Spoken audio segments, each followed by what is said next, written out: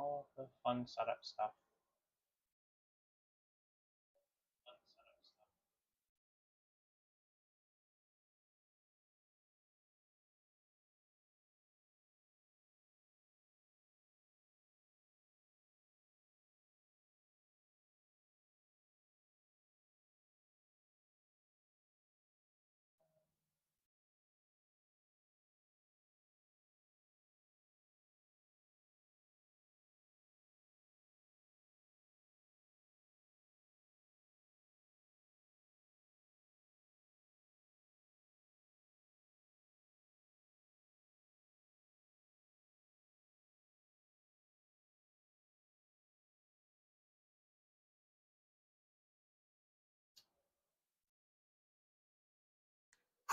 Okay, we are back. Welcome back to the cafe. So close. So close. We are going to continue our analysis on Castle Burgundy. Um, let me. No, whatever.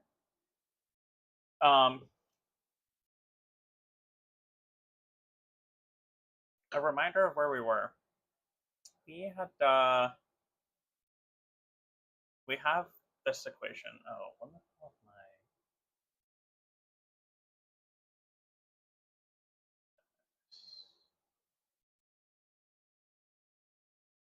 We had an equation which we've been playing around with, which is basically that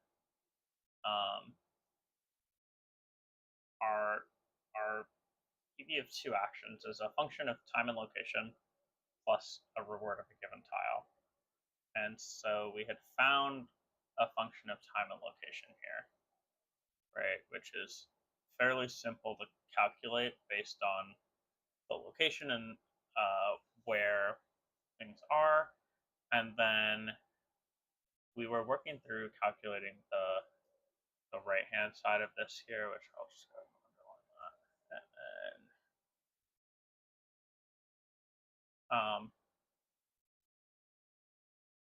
so we're working on calculating the reward of tile. There's obviously a whole bunch of types of tiles, right? And so we started talking about animal tiles. We started talking about ship tiles. We were able to get animal points fairly easily here. It took us a little bit of work, but we were able to calculate some values.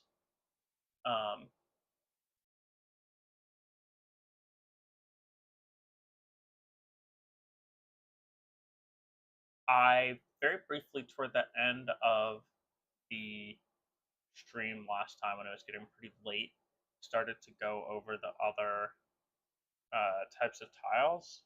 And so we got kind of these step functions for ship tiles over here, where you're 2 EVA basically, which means that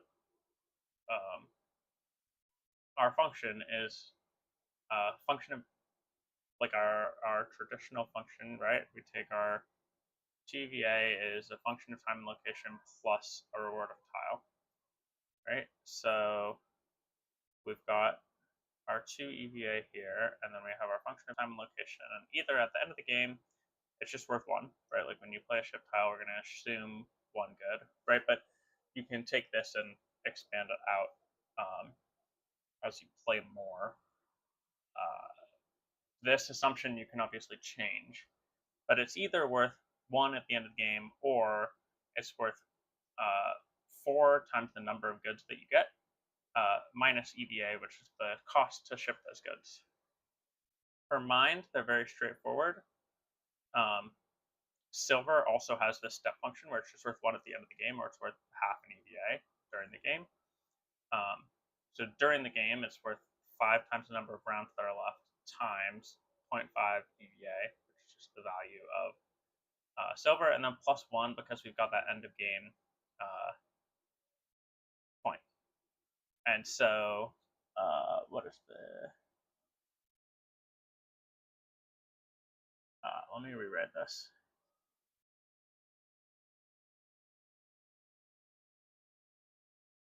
So if you never spend the silver, then it ends up being 5 times the number of rounds, or sorry, 5 minus the number of rounds times 1 plus 1.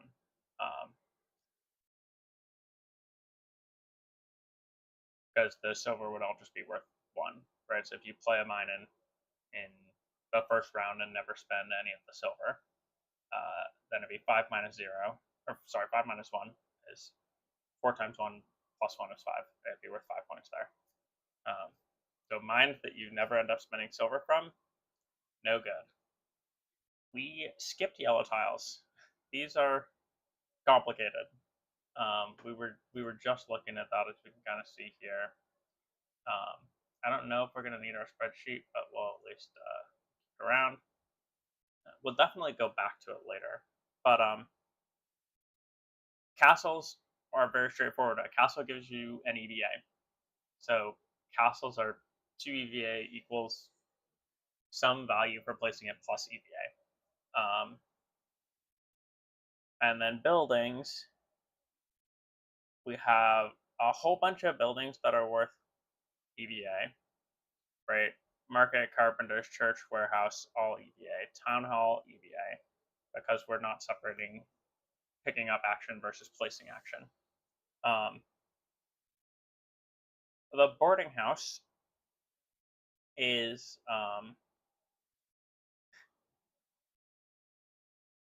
interesting, and like I want to explore this a little bit more about like people think that the boarding house is a very strong building to play, and I would agree. But it begs the question of why is taking a worker's action bad? Because a boarding house is worth 5 expected value of a worker action, or sorry, 4 times the expected value of a worker action, which means that at the end of the day, which is kind of this whole piece that we wrote out over here, if we take our function, which is 2 EVA plus our function of time and location plus our reward,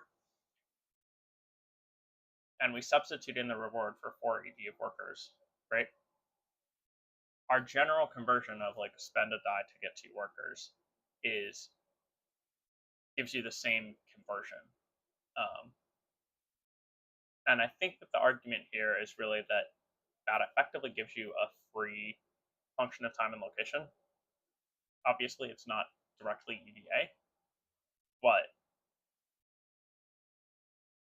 there is a substitution. There's a value that is directly assigned there. Banks, we have, it gives you 2 coins. Since that's 2, we've evaluated the value of silver to be half an EVA. A bank just gives you 1 EVA. Or 2, depending on where you are.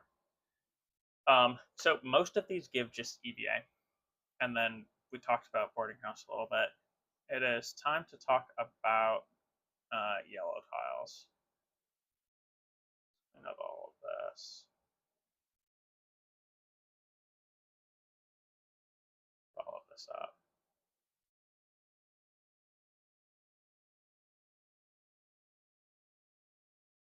Now, there's a whole bunch of yellow tiles, right? They kind of come in 2 main groups. Is yellow tiles that give you points at the end of the game versus yellow tiles that let you break the rules. From a very conservative perspective, we can see that, you know, bank, for example, if you never spend the coins, it's worth 2, right? Watchtower's worth 4. It goes to stands to reason that this EVA value, right? Like for ships, again, it's 4 times the number of goods, but minus EVA. Those are probably roughly equivalent, right? Like EVA probably lives somewhere in the like 3 to 5 point range, maybe, or potentially more. We don't know. That's the whole point. The goal again is to figure out the expected value of an action and then figure out the actions that we can take that are giving us more value. these yellow tiles come in kind of two flavors, right? So we have the point flavor, and we have the rule break flavor.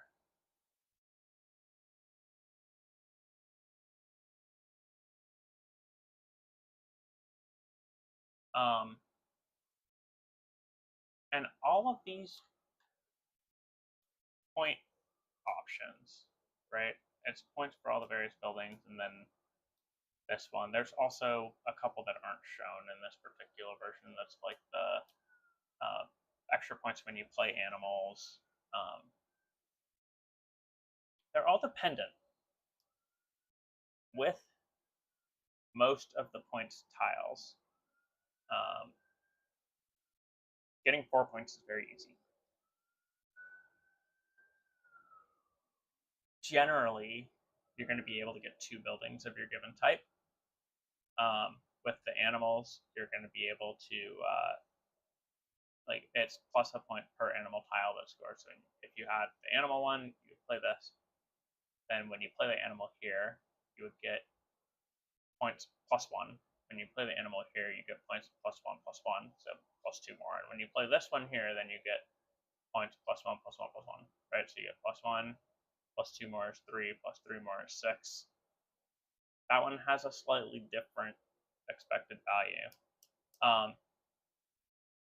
This one, for example, right, is often if you make it your mission, you can get 1 in first place, and then it's pretty easy to get a second one in second place, just based on how the tiles lay out.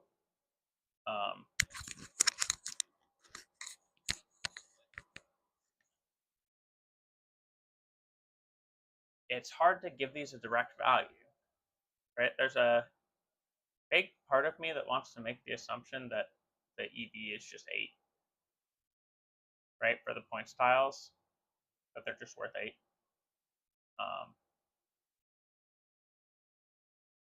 Because you should be able to find 2 of a given type of building.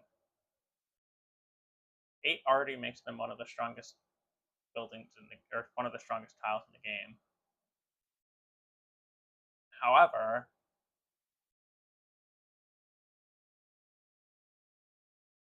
it's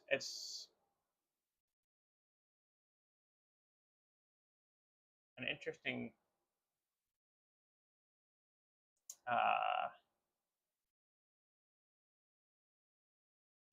discussion to be had.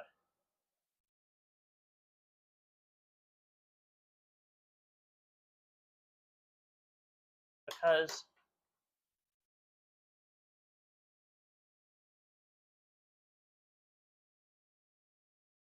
I mean, from first principles, we're trying to find a rough value for EVA so that we can compare a given action, right? We can now value any action. Once we have an estimate or a rough value of EVA, we can then take every action that we make and compare it against that rough value of EVA. If we are producing value, right, we're getting positive value for a given turn, that's a good option. And when we're getting low to negative value, that's a bad option. And so to assign such an arbitrary value doesn't feel authentic to that, I think. But perhaps giving an arbitrary value will help us with that. That said, like, how are we going to value all of these ones that let you break the rules, right? All of these have different effective value. For example, getting plus or minus 1 on when you're placing someone into your board for yellow screens and grays. It's like half the map, right? A third of the map, maybe. Getting some value, but like how much? How do you? It gets back to like, what's the value of a worker? you could argue that this is worth half the value of a worker times the number of placement turns that you're going to take afterward. I mean, like, you could write that something like this, right? It's worth like 1/2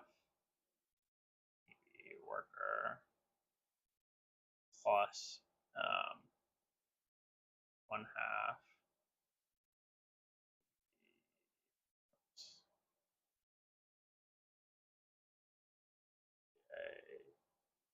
remaining, right?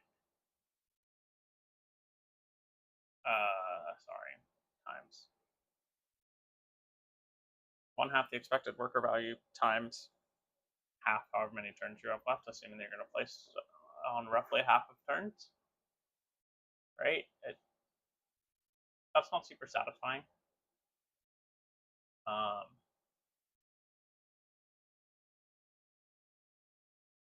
This one follows a similar pattern, but this also is very naive. It doesn't take into account, right, like the fact that you're not going to be placing on those types of tiles for the entire rest of the game. So maybe that 1/2 factor in front of expected value of an action should be a little bit lower. How many times are you going to take workers, right? This is worth some value. Is it worth 2 actions? 3? Right? Are you taking workers 3 times for the rest of the game? The shipping one. How much value is it?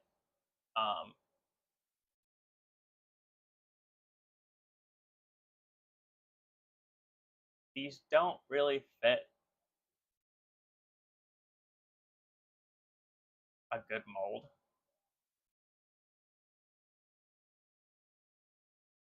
And what we could do is we could assign every yellow tile an expected value, right, based on its whatever, right? So like this one is probably an EV of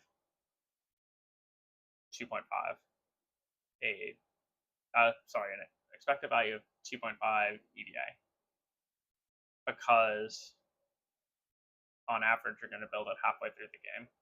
Sometimes you'll build in round 1, sometimes you'll build in the last round. Or sorry, it's not EVA. This is your mine to make an extra worker. So it's 2.5 EVW, which kind of is like, how do we categorize that?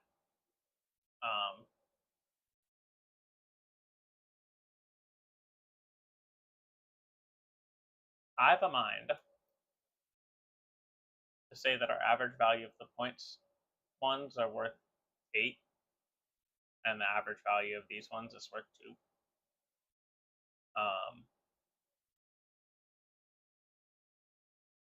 There is, I'm gonna kind of like leave a note here. I'm gonna put 8 with an asterisk, and I'm gonna put 2 with an asterisk. And that they're roughly half, so we'll say that net we end up with 6. Sorry, with 5. I don't like this scoring. The way that I would prefer to do this is to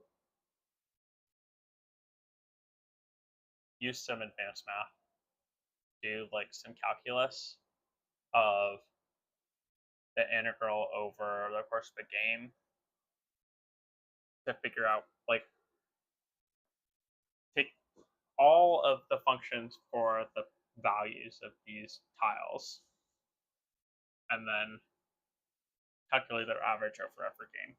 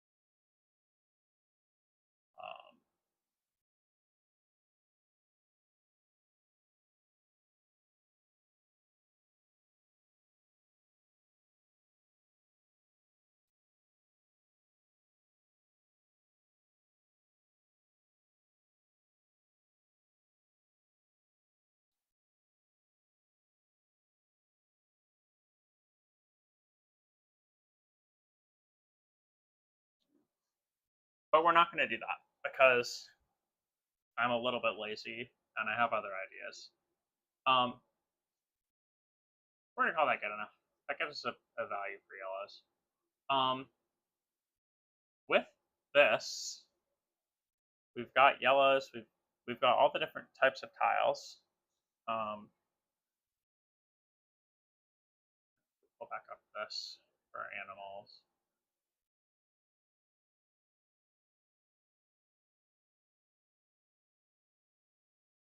With our assumption, we can run this calculation, right? We can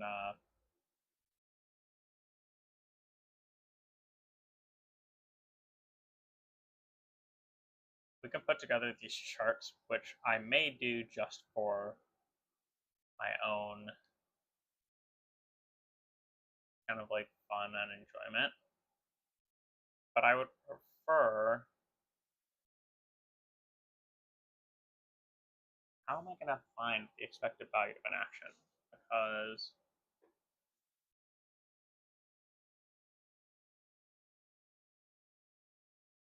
I guess like we could take,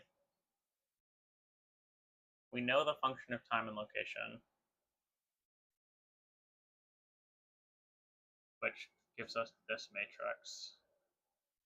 So we can take the average value here, right?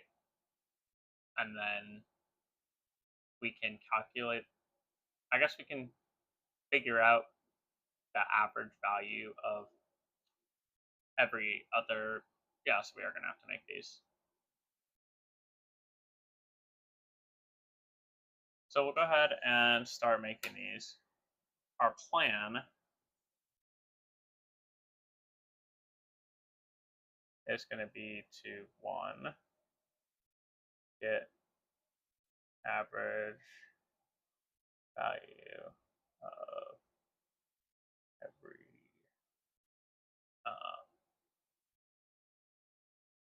points per action,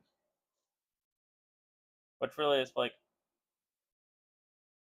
the average value of this table. That's the points per tile, and you can divide that by 2, right, to take our points per action. We're going to calculate the average value of all of those.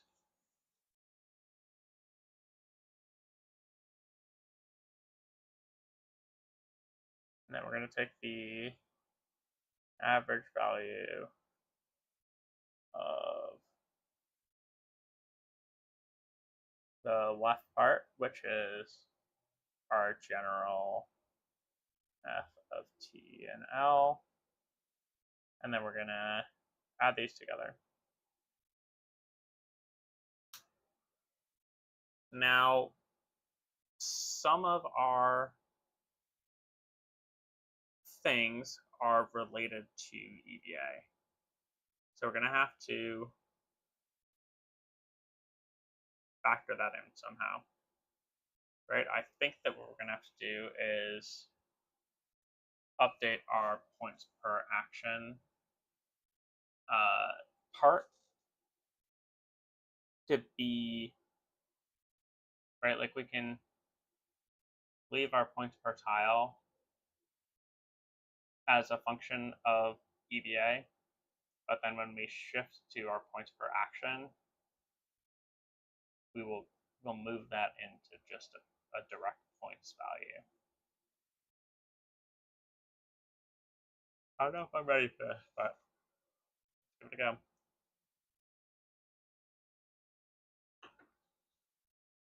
All right. Ship points.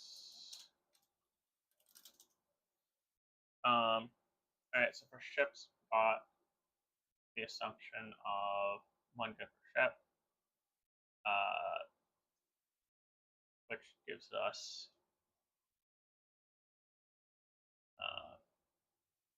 1 for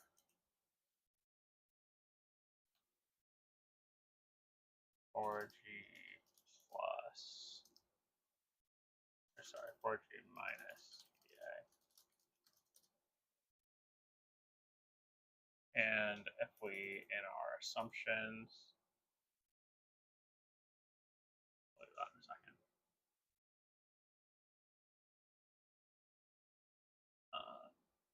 I think we can go directly to our points per tile size over round. Because this just adds these values together. Okay, this takes this and adds our points per tile. Which, because shift points are not dependent on size or anything, we can just update them.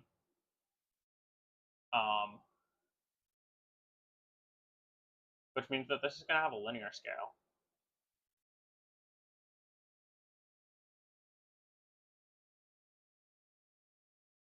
So it's going to be this value plus 4 minus EDA.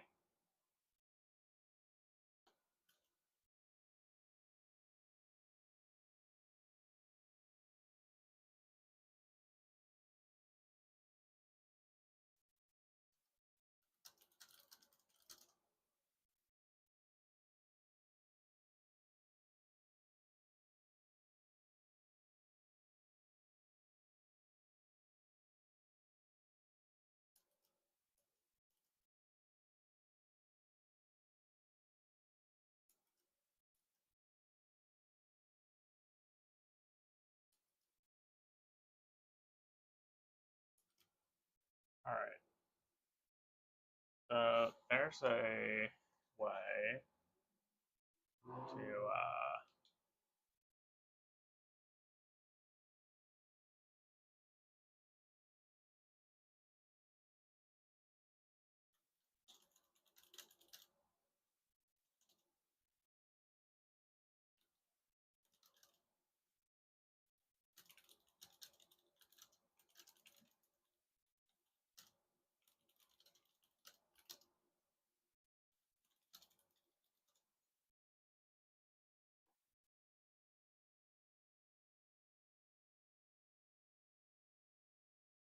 ampersand or join, concatenate, ampersand, join, text join. All right. This equals join. We'll just use the ampersand. So this plus 4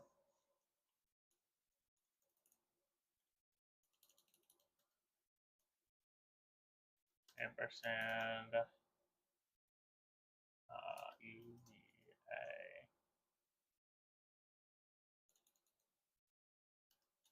minus EVA.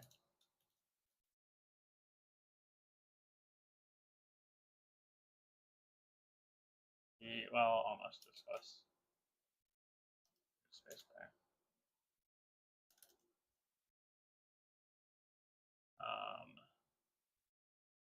Need round.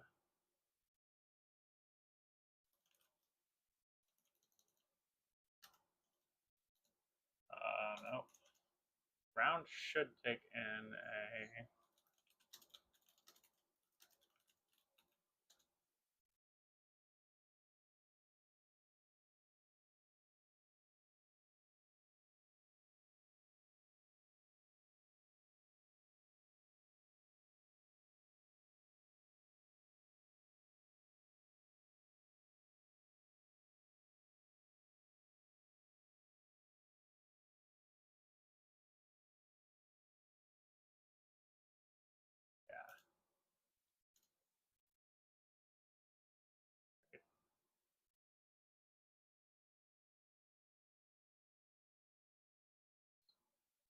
should be able to take this and apply it across, right? Great.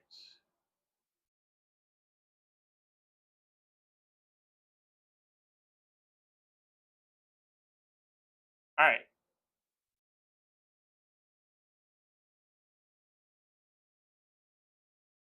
Next, if I take this by just, yeah. Now our conversion function, so like the conversion function here is just divide by 2 because the points per tile is just 2 actions, right? Our conversion function here is going to be we're gonna have to add EBA to both sides. So we're gonna need to take the value on the left and divide by 3.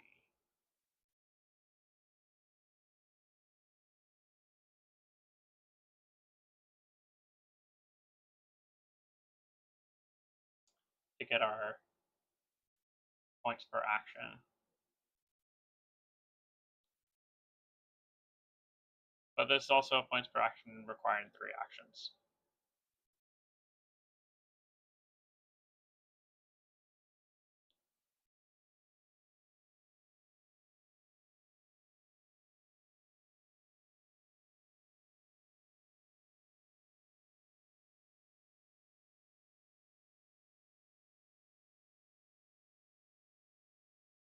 Wait a minute.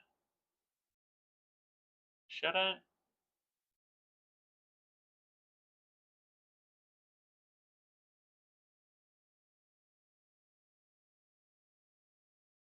Oh, that's right. These are points for the individual tiles. This always gets me tripped up because it's like the points for that tile.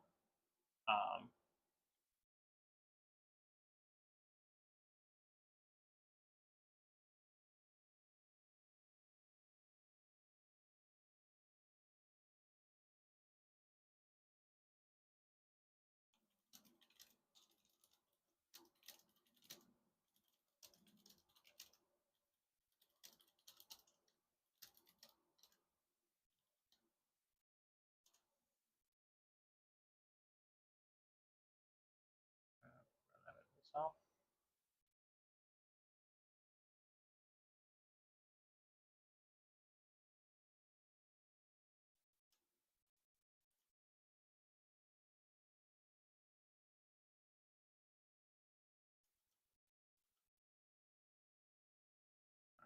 this equals, it equals the value that's in here.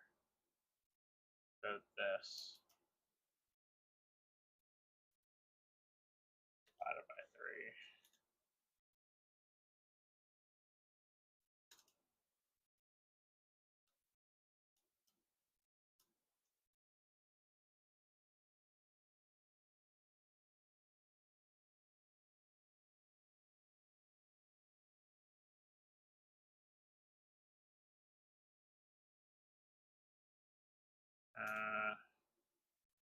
Debating whether or not to round that to 3 values since everything else is rounded to 3.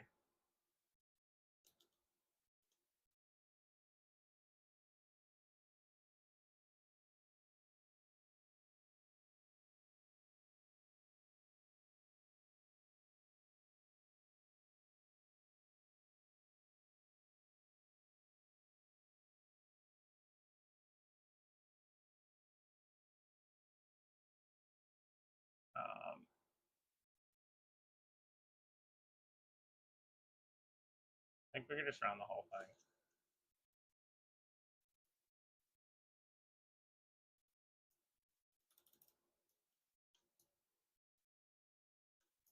I guess we could just do it like that too.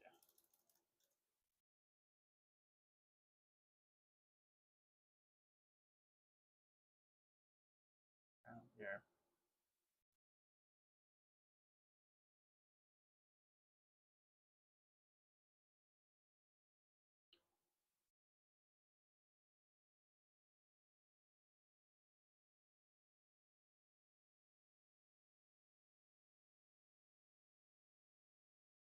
There we go. All right.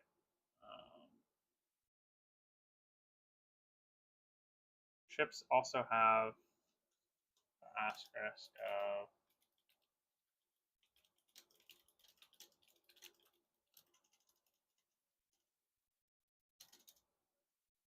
some unquantifiable value of going earlier, which I don't know how you value that. It is an individual, like it's based on a specific time.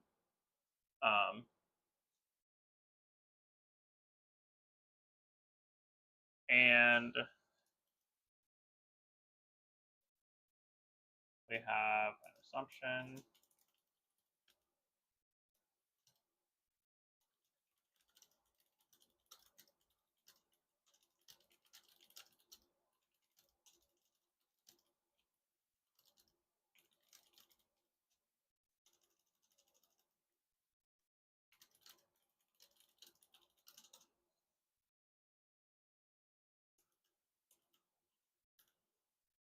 Which this is also a bad assumption. Like, this is an awful assumption. But I think it just gives us something to work with.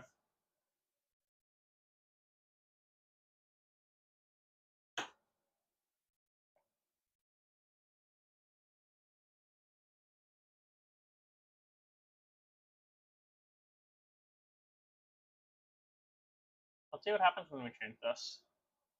Let's say that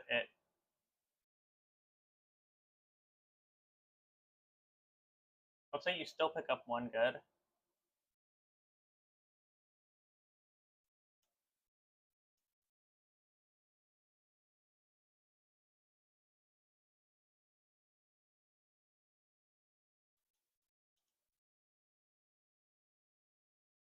but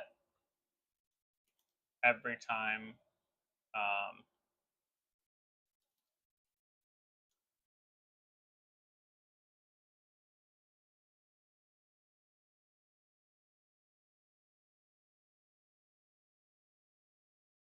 so in this option you get almost the same assumption, but it takes exactly half an action to sell that good. We bundle it.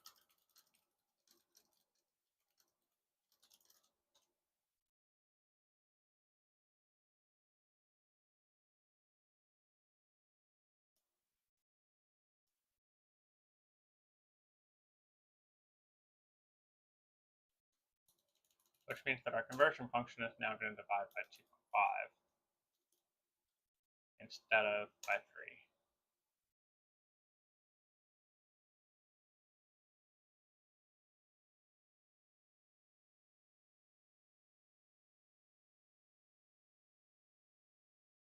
Which gets us closer to animal values. Also, there is an argument you can be had of like, is picking up one good each time I get assumption.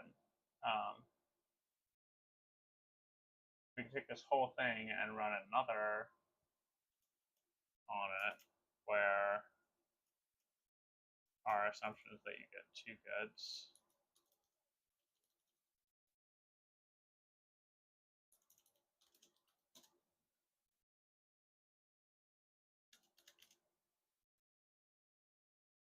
And this gives us plus 8.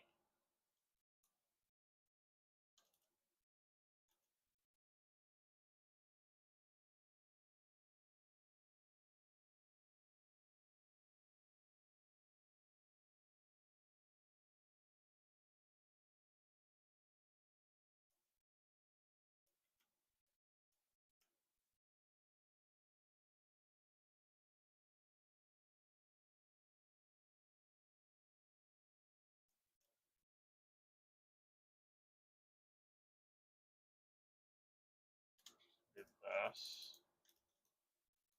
Then we'll divide by 3 again.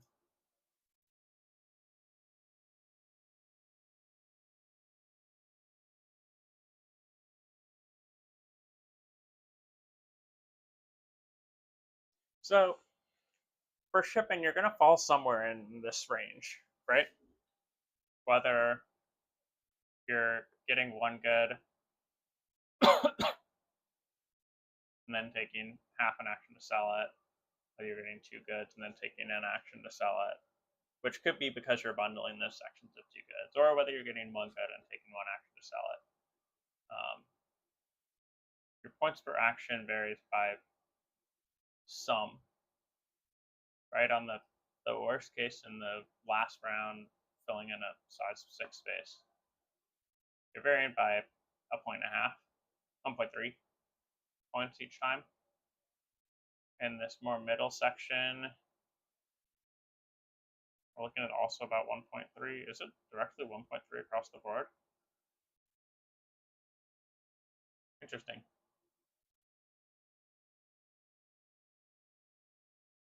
Oh, because all these scale directly.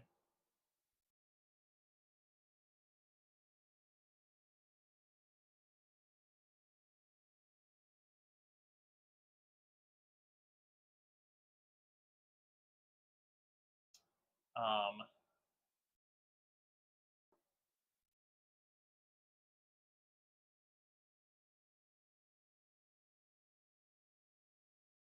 I mean, ships are really not that strong. Because this is kind of like your very best case scenario, right?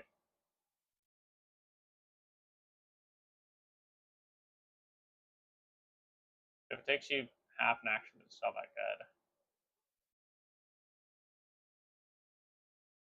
Versus one action. You're netting it out some, but we still have really no comparison to like even animals, which animals feel bad. Who would have thought that animals are better than ships? Certainly not me.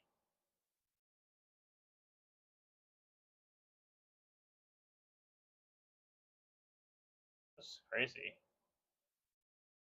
I would not have expected this. All right. Moving on. Um, we'll do castles because we gotta do them all. It's just EVA.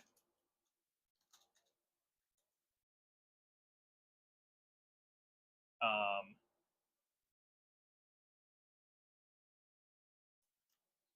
this, and this is gonna be this.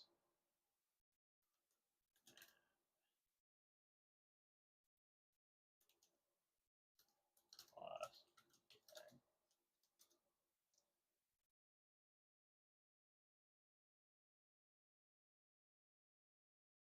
dude.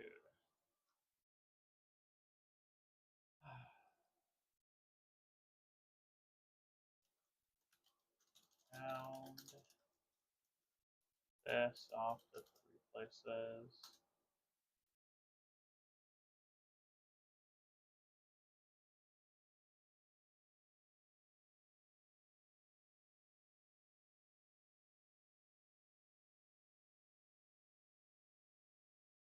This.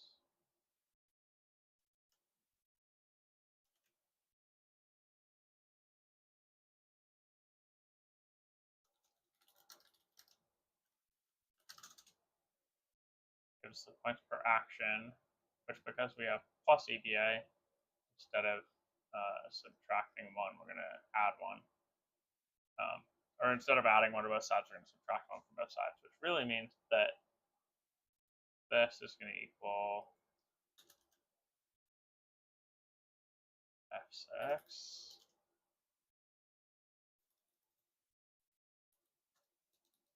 divided by 1.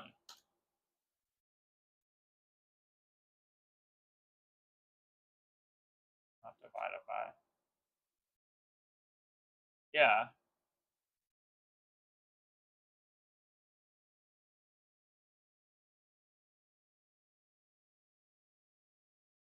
Which, this is a bit disingenuous. Because this points per action, because we're adding in an action, it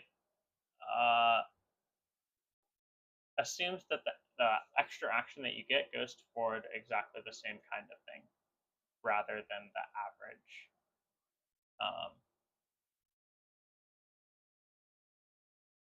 Rather than the average value.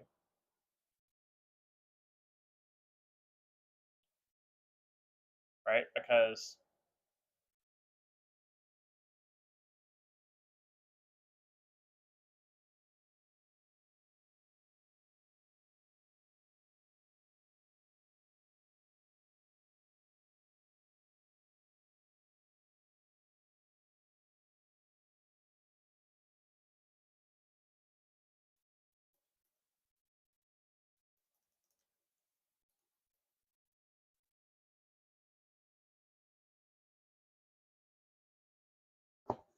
Because basically when you give it that extra action, it makes an assumption that, right, because this is not, when you get the extra expected value, this is more like two,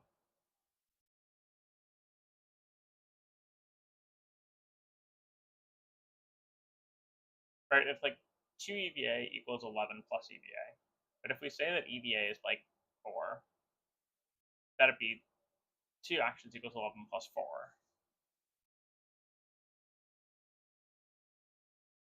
It almost requires us to have a like,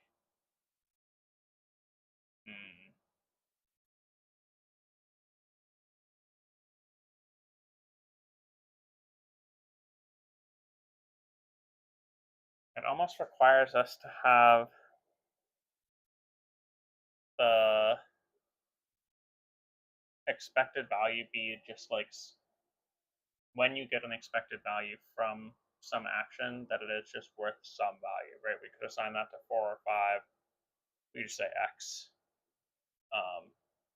and have that be measurably different from the expected values we're trying to find. It is circular though. Silver Bullet 4265 says hi. Hey Grandpa. Welcome to Twitch.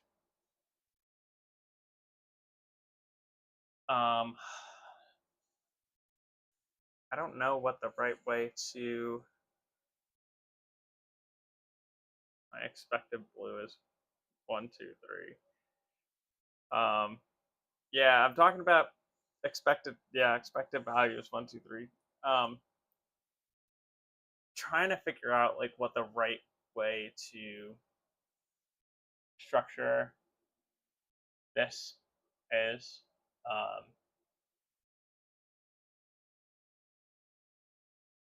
It's probably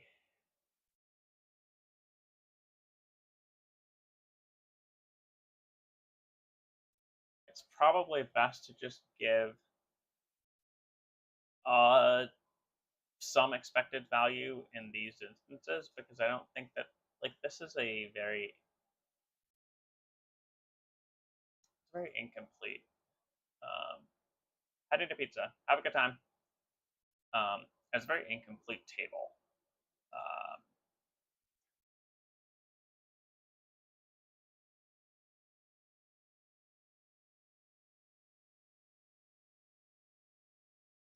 What I could do is I could leave this side's EVA as some. I think that's what I'm going to do.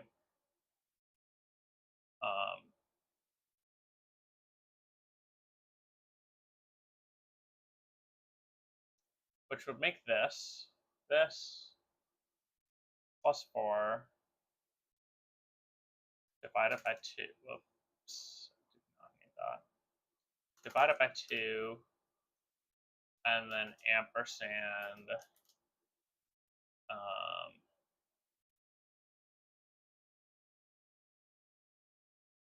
In the case of ships, minus x divided by 2.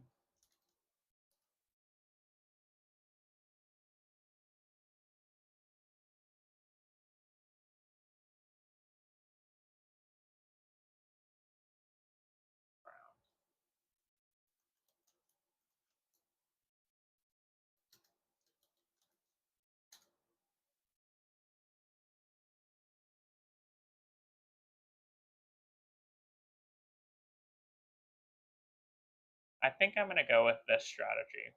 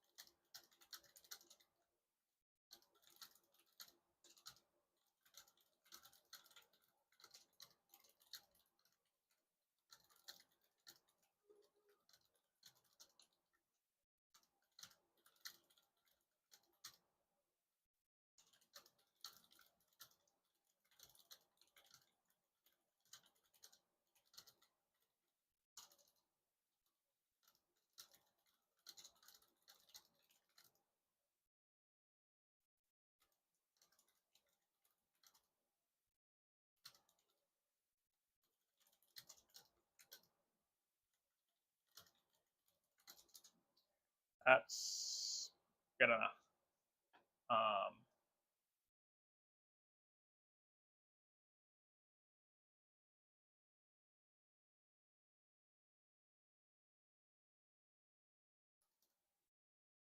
So still divide by 2,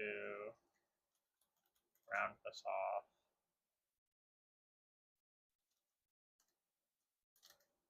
And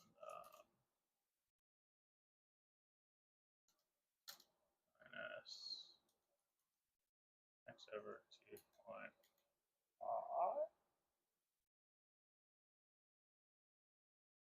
It takes you half an action to sell that good. No. This is 0.5x divided by 2.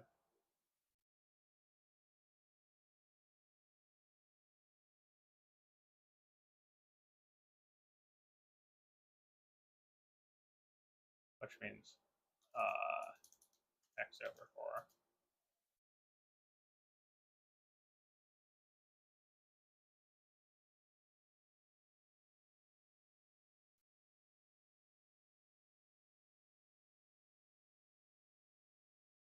And then this one, because it takes, you have a higher value on the left, which gives you plus 8 divided by 2 round this.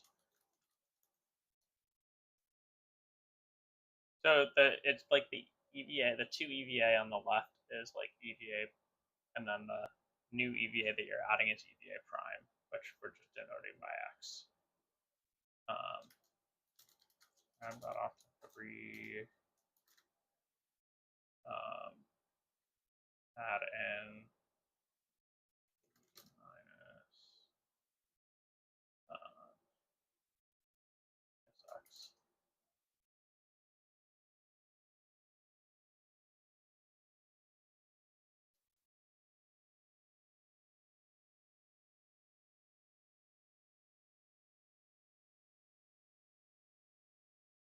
Right? No. Minus x over 2. Because you still have to divide by the, because here we still have 2 EVA equals, now you get 2 goods instead of 1. So plus 8, and then subtract off EVA, right? So this is x plus, or the f plus 8, the original function plus 8 minus EVA prime, and you got to divide that whole thing by 2. Right, so we took this and divided it by 2. Great.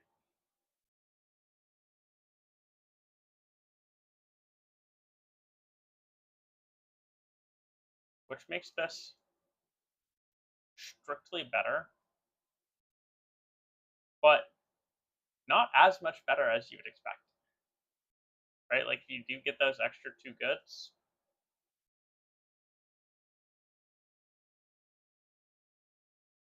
But in terms of your that extra good, which in terms of a points per action is worth 2 extra points per each action. Which is worth it, but also not game changing. Or potentially it is game changing. We'll see.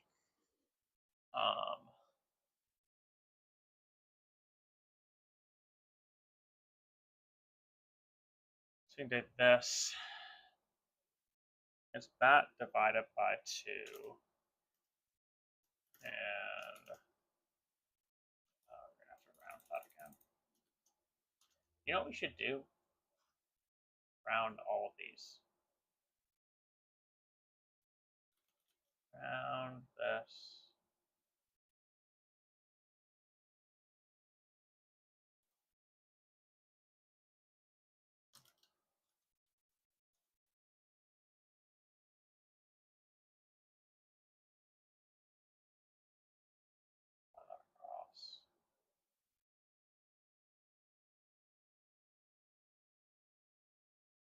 Then I don't have to bother rounding this.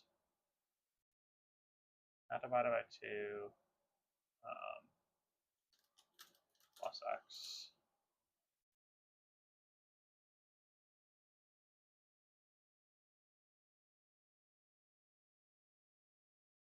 Why are you still unhappy?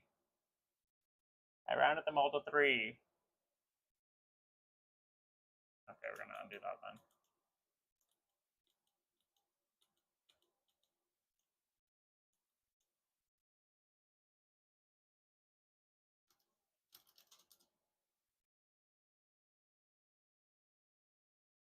I forgot to round.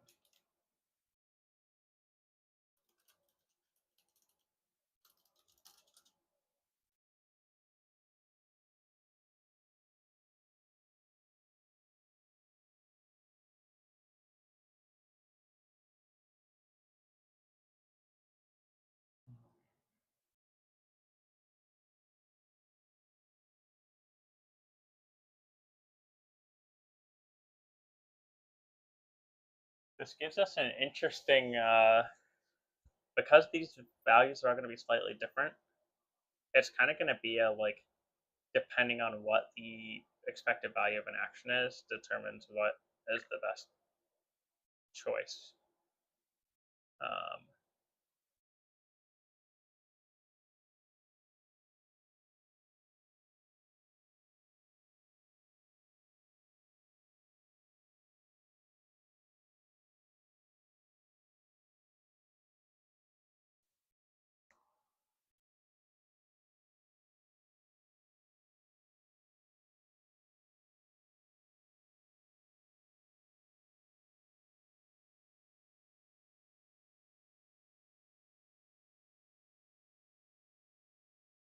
I think that for the buildings, we're going to need to make 3 tables. Like one for all the buildings that just give EVA, one for the boarding house, and one for the watchtower. You could make an argument that because the boarding house is 4 EBW, and you can convert 1 EVA to 2 EBW, that the boarding house is worth 2 EVA.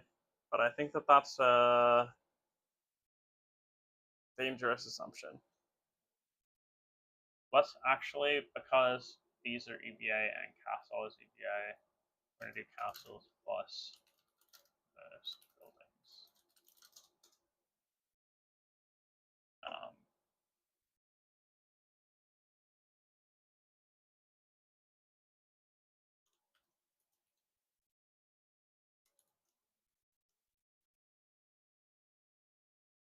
And then we'll just do the rest of the buildings. Oh, we also have 9s. We'll do the rest of the buildings, then we'll do mines, and then we'll do yellow tiles.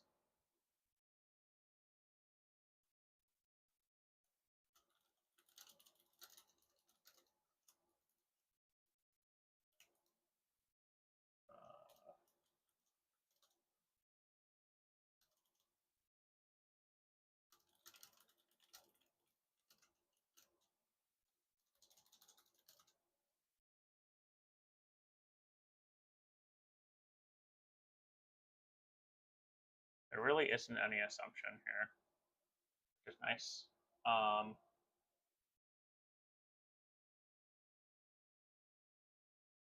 Yes.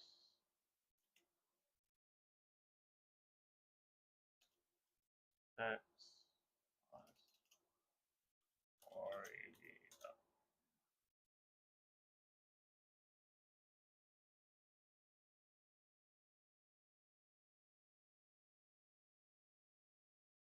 this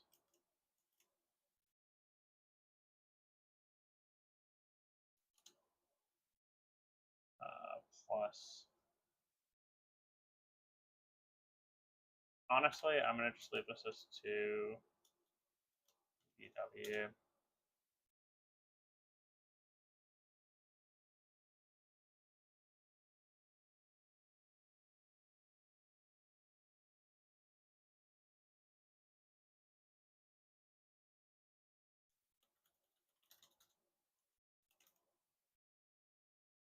It's just 4.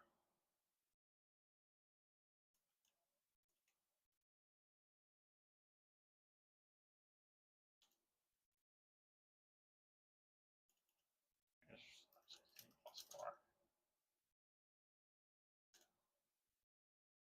F6.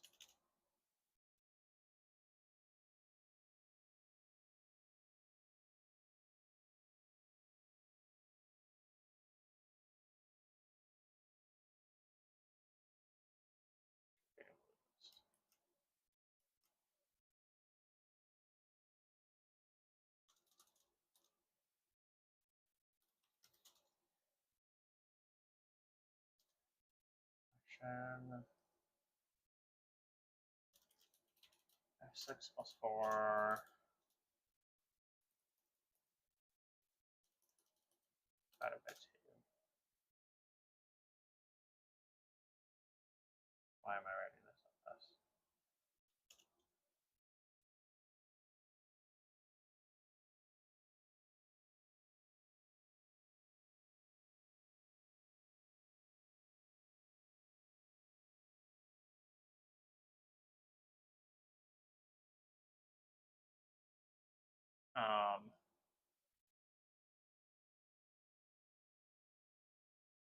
Huh.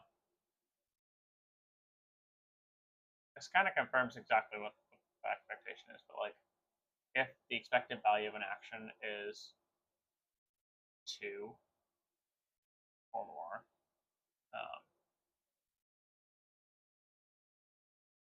wait a minute, this should be x over 2.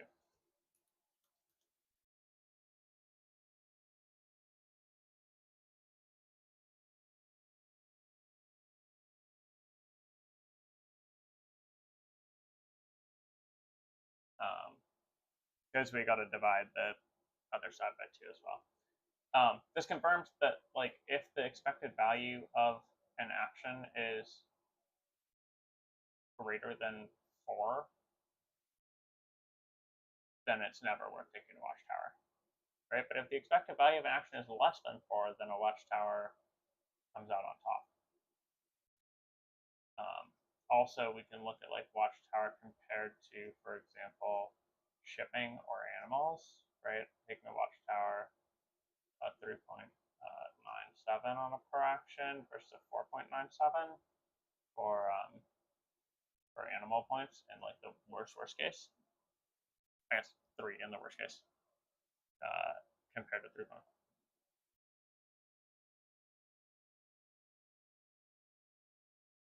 Interesting.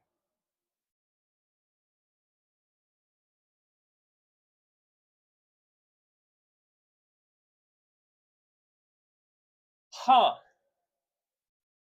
Because the watchtower adds a linear scale to our function of time and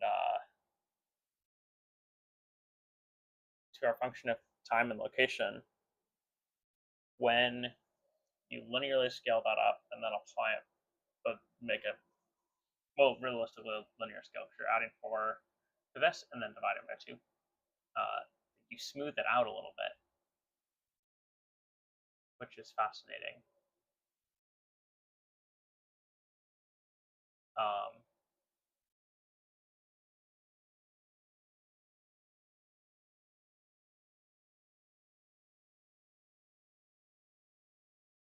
Because in the animal situation where you finish a size 1 in round 5,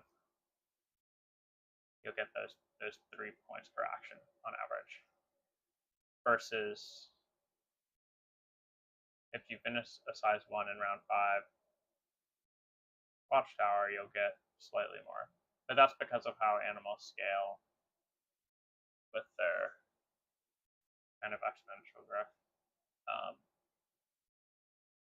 But you can kind of see the argument here about like how strong the watchtower is. Once you get into 2 animals, then it's better to take an animal than a watchtower.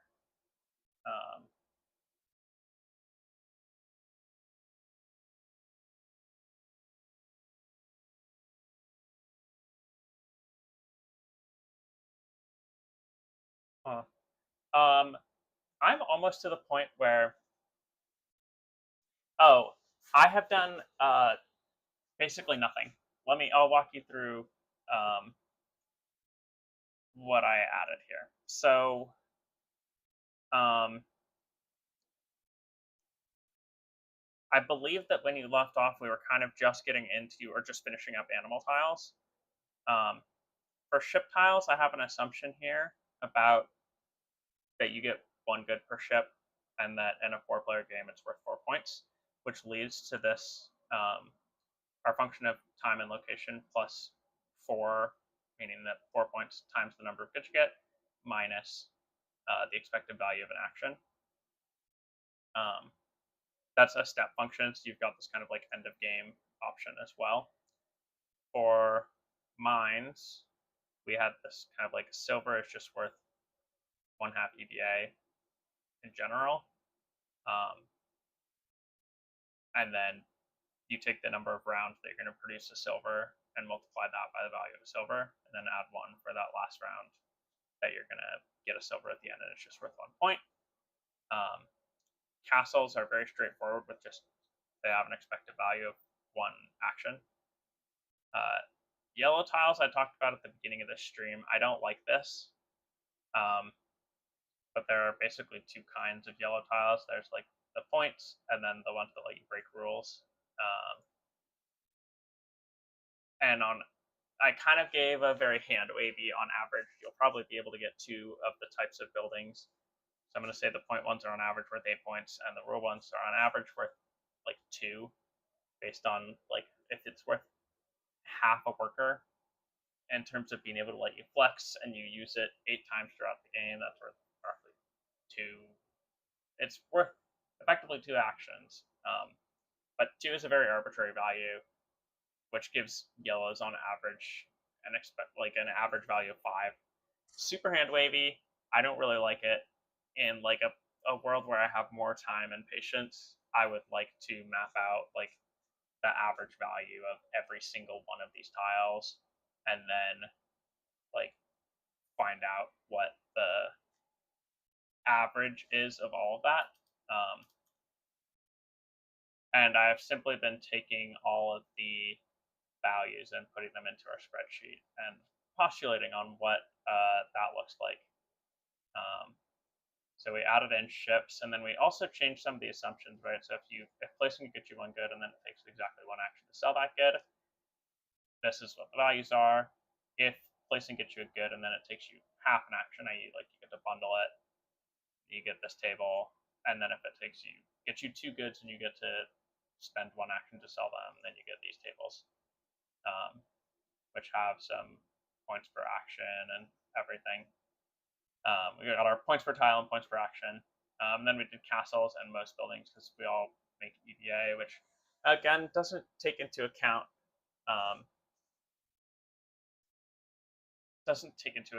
the like which buildings give you placements versus picking up actions. Going back to the ships, 4 minus EV makes sense since an unshipped tile is still worth 1 at the end of the game. Is it worth removing that 1 from the calculation as well?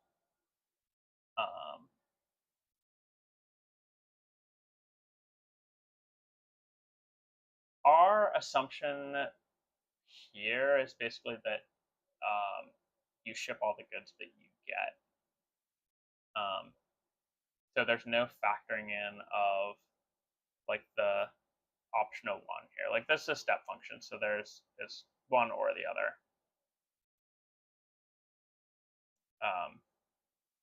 It's not both. And so like if we look at the function here, we take our function of time and location, and we add 4, and then we just say minus EVA, which I've got like 15 EVA, 15 minus EVA here.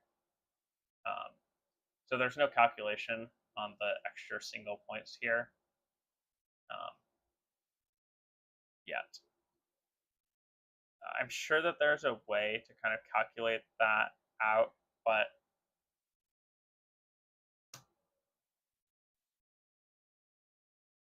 you'd have to figure out some way to calculate it in what the odds are of you being able to ship or like using that extra action. I'm not sure what that would look like. I could see you writing this into a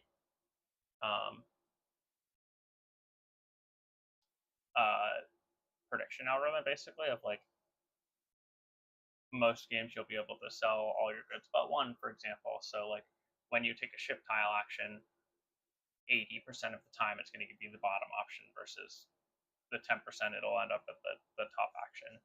And you can do a Monte Carlo simulation with that kind of value. But for now, I've just not included it. Same thing with the mines. what I want to do is I don't want to necessarily calculate an expected value for an action yet, which I want to do by taking all of these and then averaging them to get like an expected value of an action. What I want to do is I want to take these tables and I want to play just based on these tables. Just say like, how much is this move going to net me based on what I'm planning to do with it? And then is that more or less valuable than some other move? Rather than comparing every move to like EVA.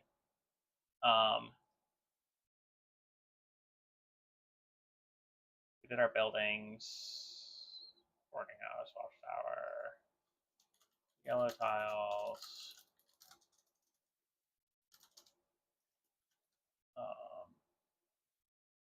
Value is just 5, which so many assumptions baked into this, which I don't love, but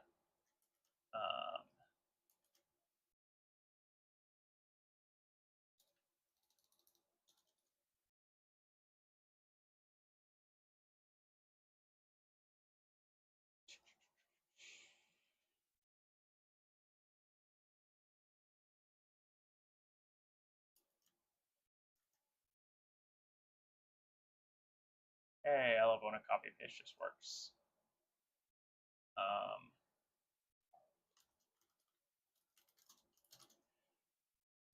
Assumptions galore.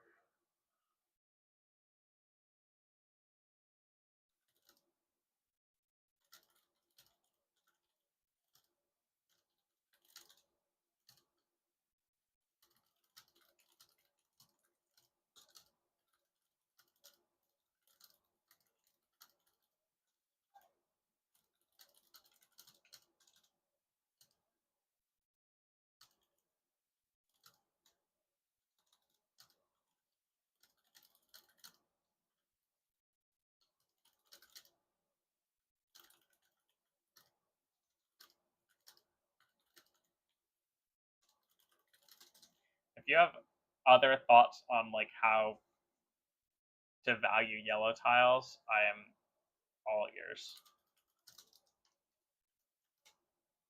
Um,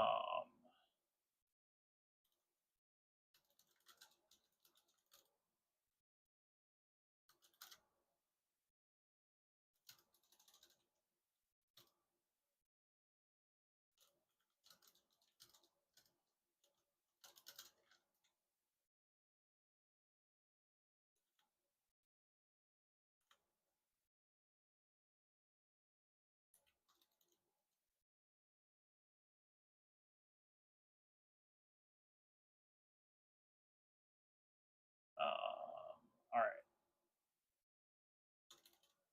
F6 plus 5 minus round.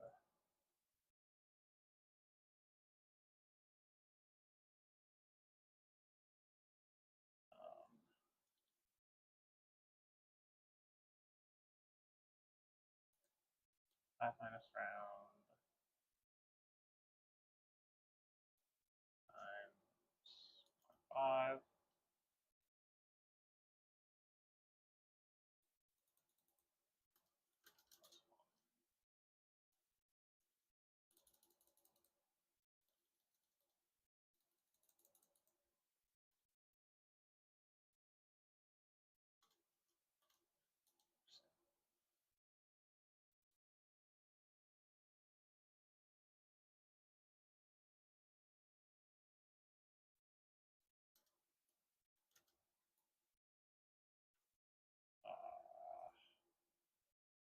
Dang it.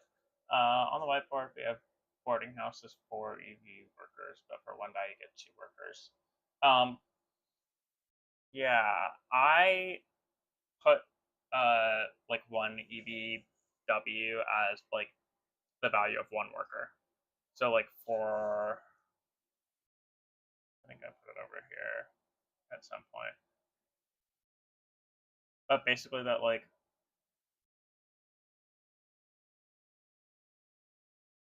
I'll put a side note here that like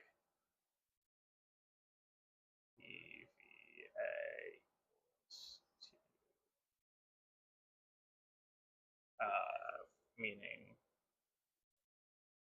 for one action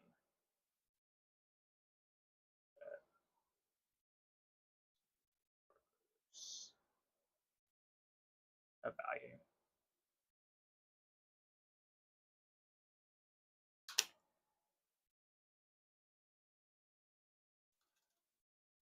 Okay, let's write this again. We have f6 plus 1 ampersand space ampersand I minus s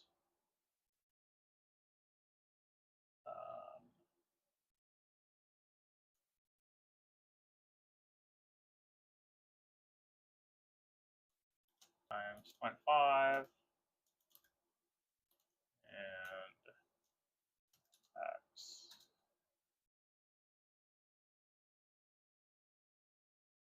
plus.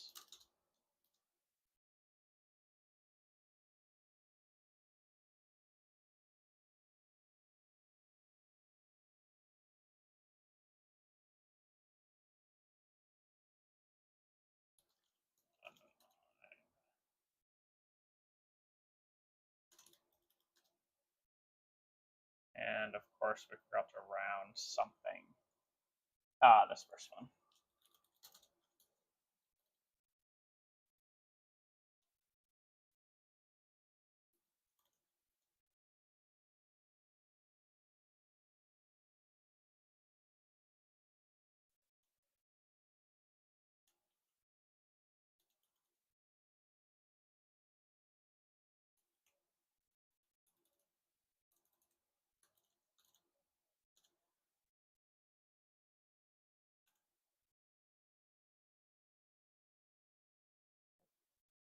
Right.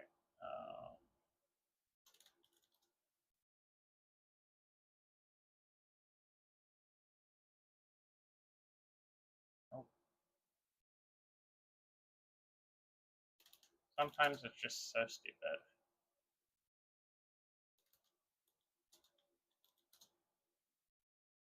Let's see if we can apply this over. Awesome.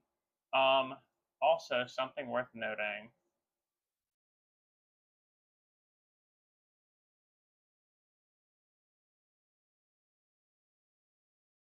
Yellow tiles, I think you'd have to calculate different values of the effects because they're very varied. The one that lets you change dies plus 2 per worker has the value of 1 worker per time you use it. Yeah, that is kind of what I have in my note here of like in a perfect world, you could calculate the value of every single yellow building by like making a particular function for that building and then getting the averages for when you play that and like the kind of impact that it has, and then calculating the average across all yellow buildings. It's taken me enough time to calculate the value of like 7 different kinds of things that going after what 30 tiles here is, I don't have that kind of energy, honestly. I think that like getting close enough is gonna be helpful. Should be EPA on this side.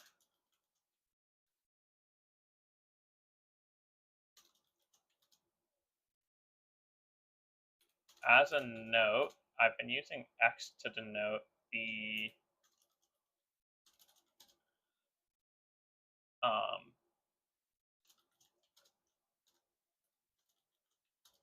I've been using X to denote the expected value of the action that you get.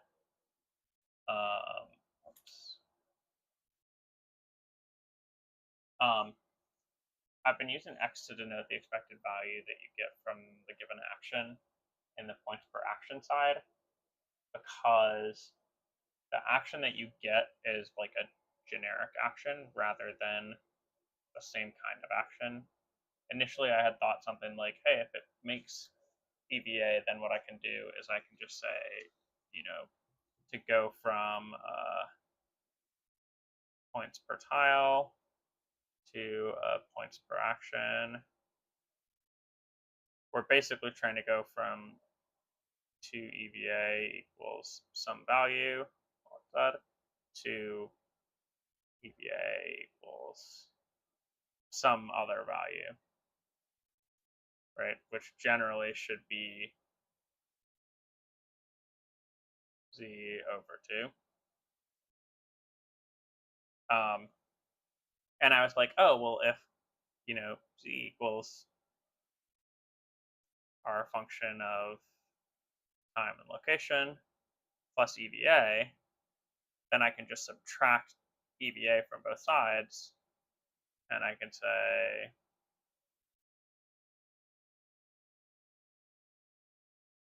that 2 EVA equals our function of time and location plus EVA, and then I can just say that EVA equals our function of time and location. But that makes the implicit assumption that this EVA is the same as the EVA that you spent to get it, which doesn't quite track, because the EVA, for example, if you're finishing a size 1 space in round 1, the EVA to get there is already applied to like that kind of action, but the EVA that you get might be applied to working on a size 6 space that you finish in round 5. Oh, I need to add the extra columns for buildings.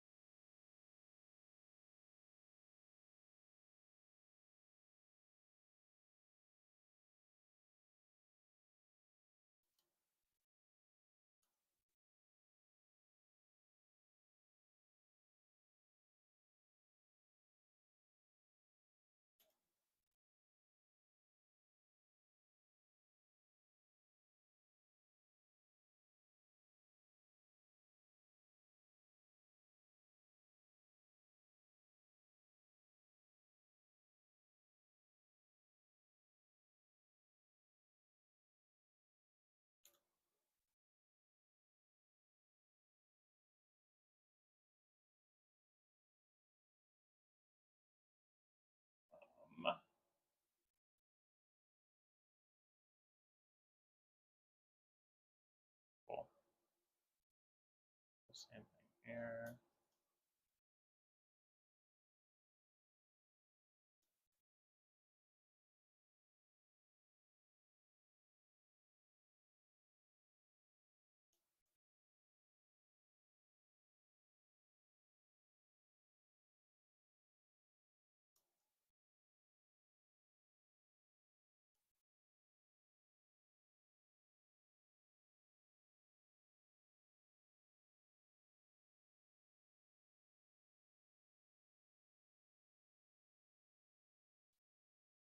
And mine, there are only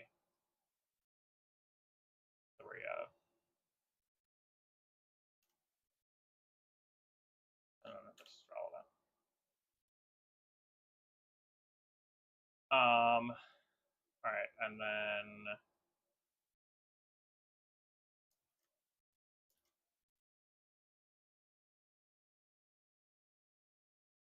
yeah, so it's gonna have to be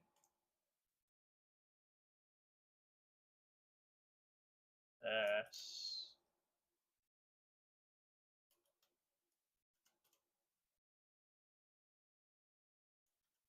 To that.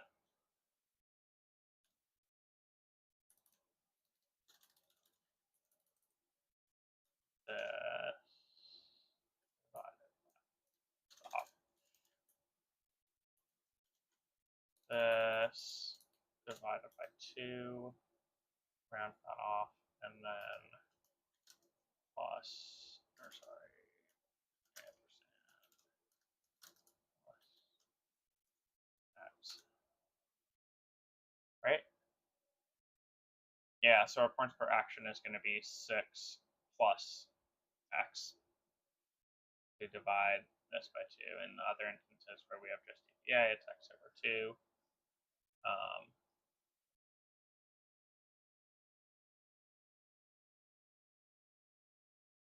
Oh, this changes. So we need this.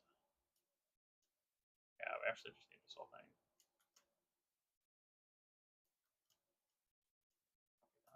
Get out.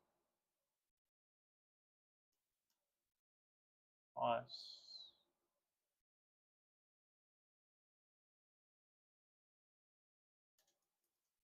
A118. Then we'll replace this with x. And we also have to divide this by 2. Which means really we can just divide this by 4. Yep. And then if we apply this, yeah, of course.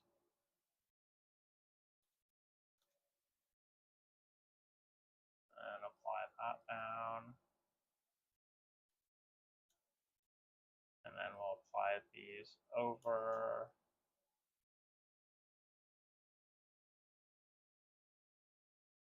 Double check our work.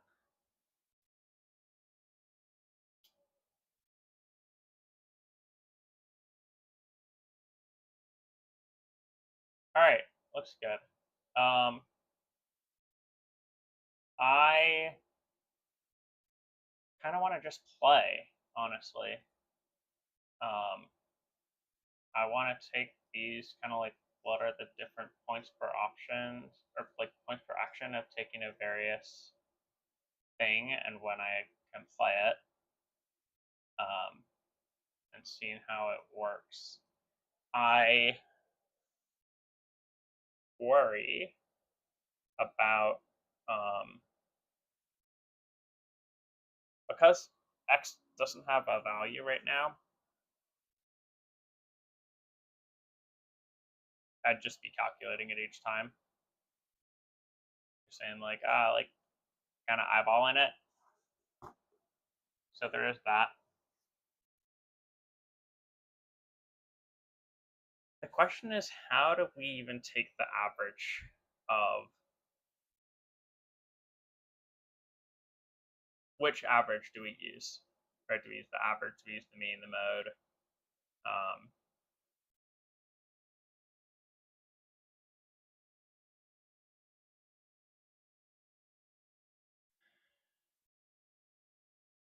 Because I think that with all of this data, we could get a rough estimate for EVA.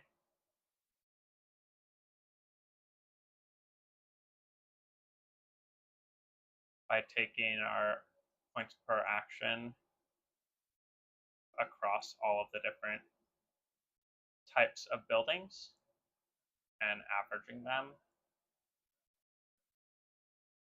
and then adding this together. The problem is that so many of these create an expected value of an action, which is hard to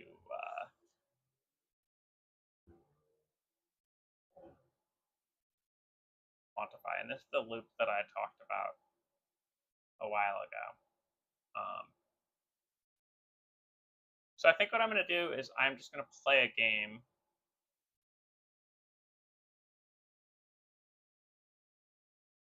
Yeah, I definitely thought about that as well, of setting points per action just be 2. And then kind of adjust it as we go on. I definitely do that for now. Let me all right.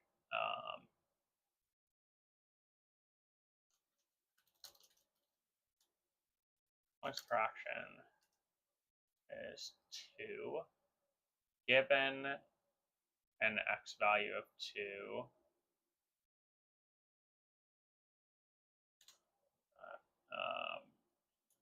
given an x value of 2,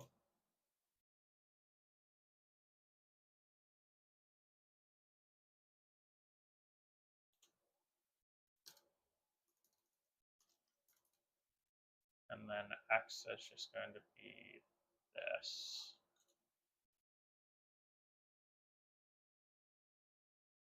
That's wrong because this got messed up.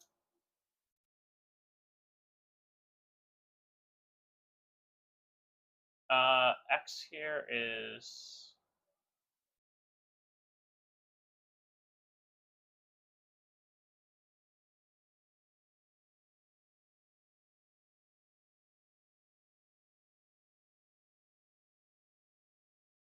yeah, that's right.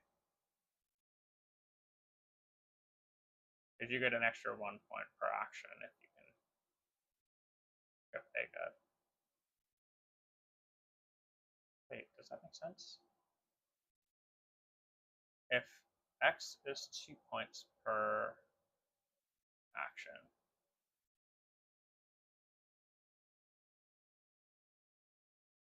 you'd expect that your points per action when you ship be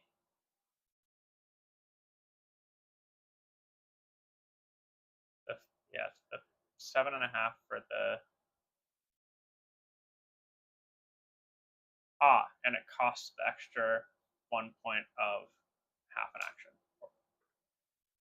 Okie dokie. Let's break things.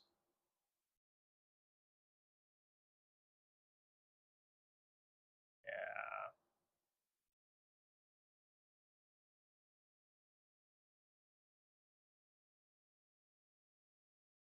This is fine, but these are not.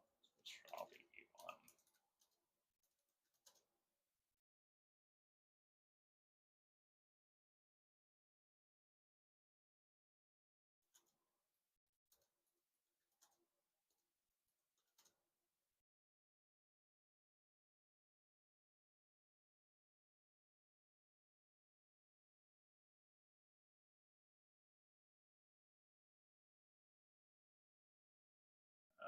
We're gonna need this one.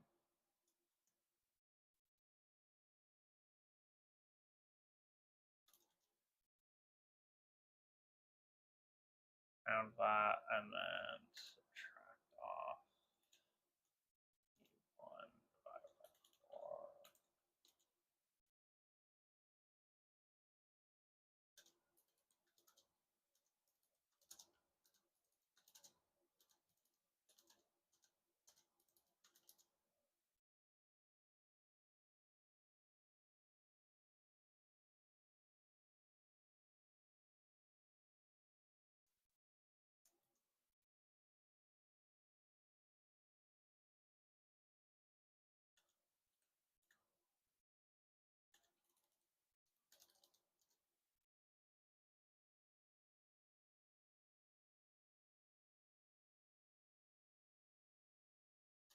Something feels fishy here.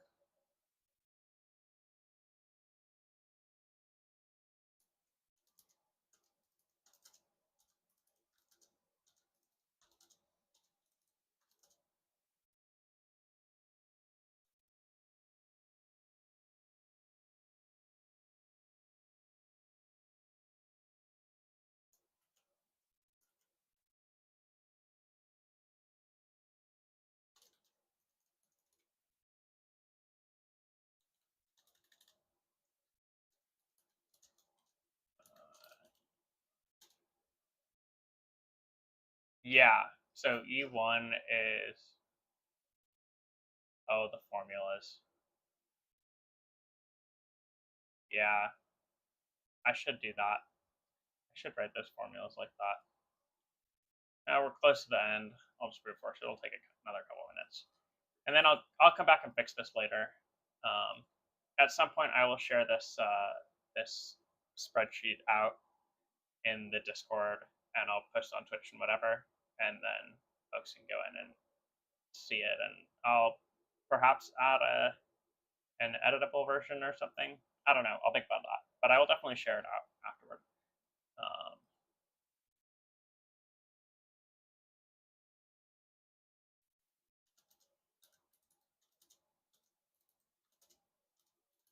What I could do is I could write all of these formulas as functions.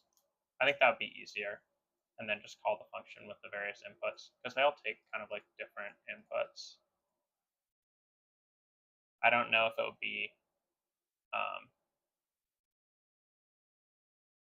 viable to kind of write them as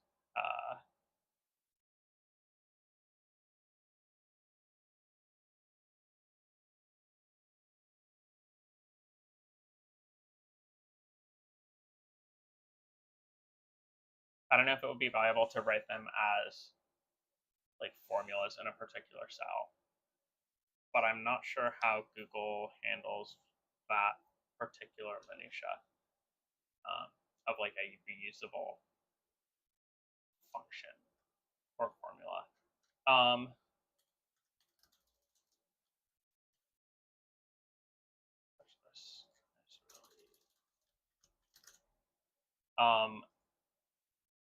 If we say that EVA is 2 and you can turn one action into 2 workers, we should theoretically say that EV worker is 1.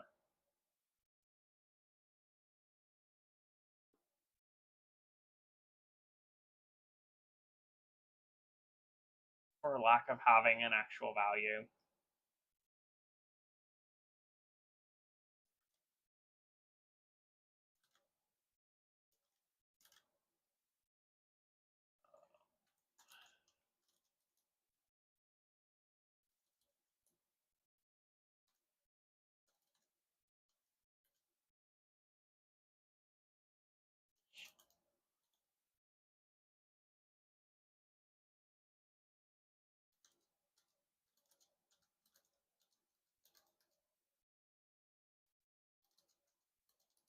It kind of assumes that like that transaction is a fair transaction of equivalent value, which I think we all know that like 2 workers does not have an effective value of 1 action.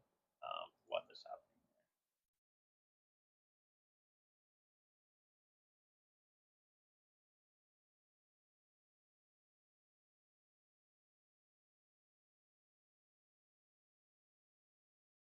Dang it.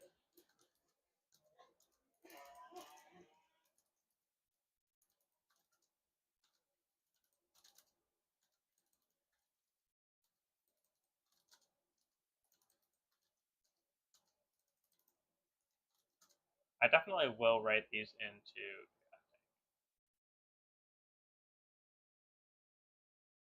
Oh, didn't fix it at all. I will write these into a function later.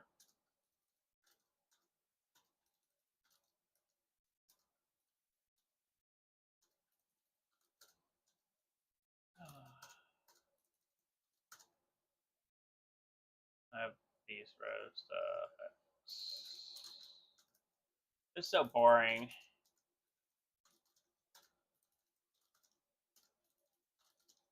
I probably will just write the function for the last ones because I do not want to do this again.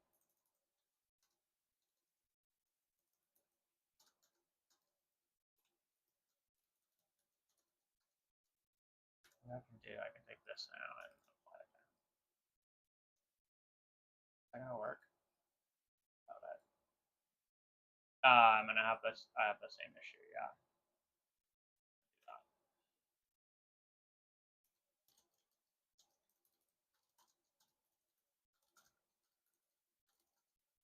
The classical music is really helping me right now.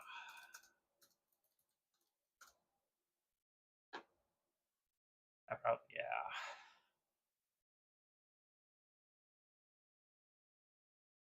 I can make it.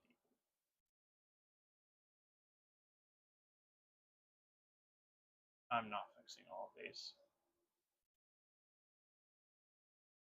All right. Okay, we're going to write functions.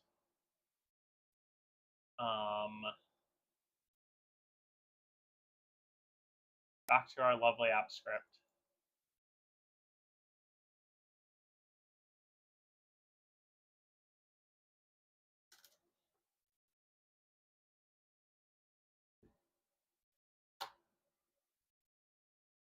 All right, let me turn on my thinking brain. Let me go turn on a light. Let me grab some water. I gotta reset for this.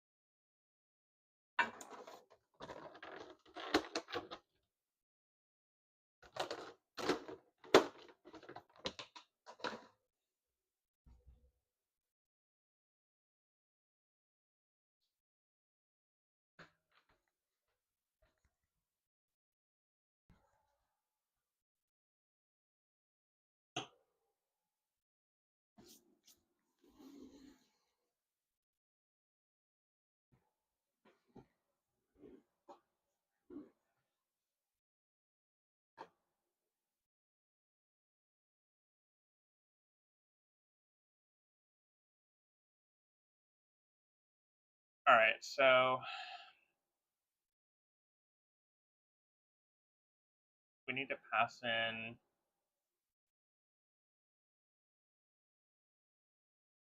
our function of,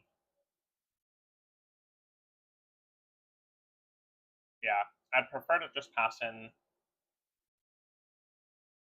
the value that we already calculated for our function here,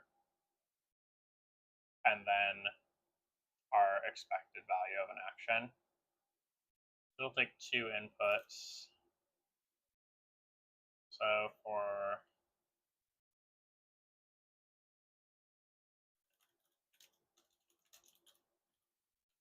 ship points, take in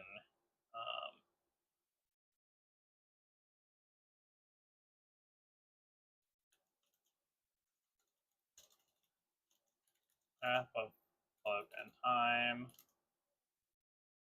and ETA,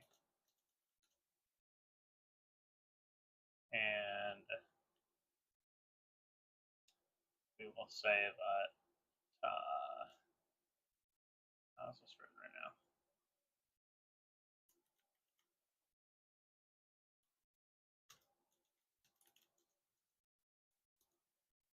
All right, so we have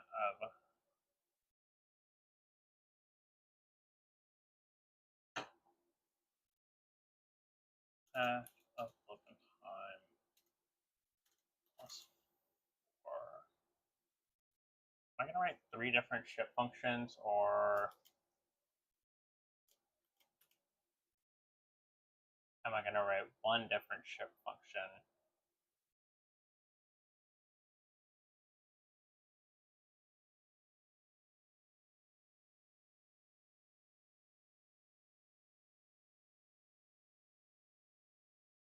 Fundamentally, these are all similar.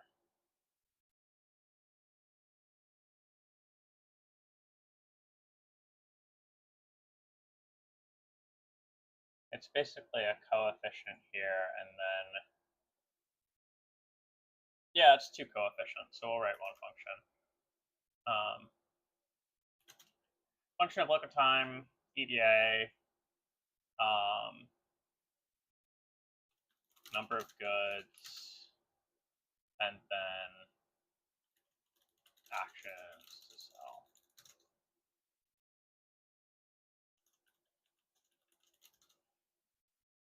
All right, so it's going to be function of look time plus 4 times actions to sell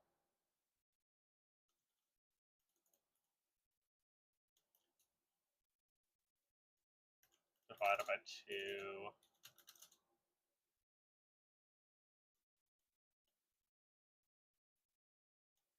That, and we're gonna subtract off EPA divided by 2 by, oh, this times the number of goods divided by,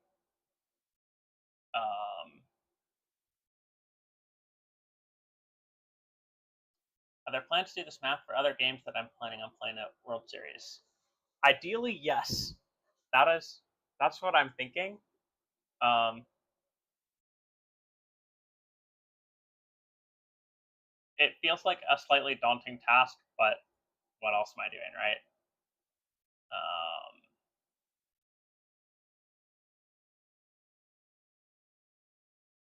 there are games that I feel like this would be easier to do and harder to do for. Seven Wonders feels actually like an easier game to do this for. Ark Nova feels extremely difficult. White Castle feels kind of doable, but there's still a lot of like actions that have potential later ramifications.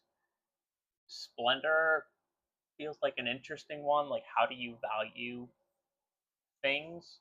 But I feel like once you make a value function for Splendor, that you can just directly apply it to everything. Um, Wingspan also feels like it would be pretty mathable. Dune, which is what I'm planning on playing, it feels like you could give the different things values, but then like there's also the random element, and so it's just of like shuffling your deck, and so you'd be playing the how to build a deck that gives the most value. But then there are times when you want different kinds of value. I'm not sure how I would do it, but I have been back of my head thinking about it. Um, Earth has so many different things. I feel like going like I do want to. I don't know how I will really dig into that, but I do want to.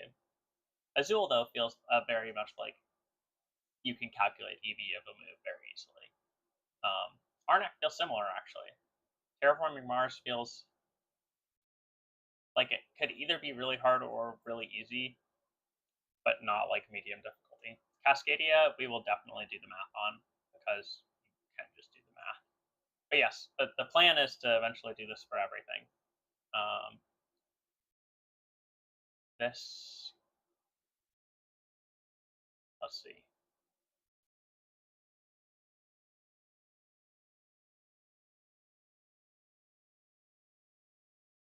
We divide by 2 every time.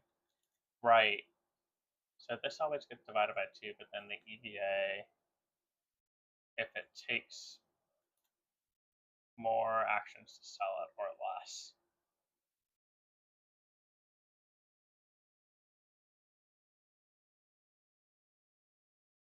We need to divide by 2 times.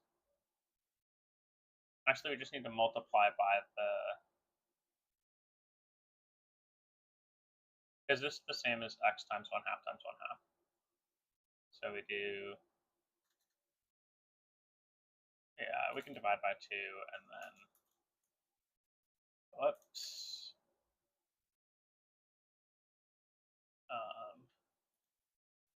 Stop. This is the problem that I have. My work computer's a Mac and this is a Windows machine, and so the key bindings are always different. So times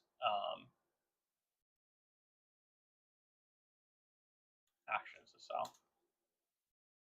If actions to sell is 1/2, it's fine. If it's 1, yeah, that should be good. To return this value, let's call it a couple of times.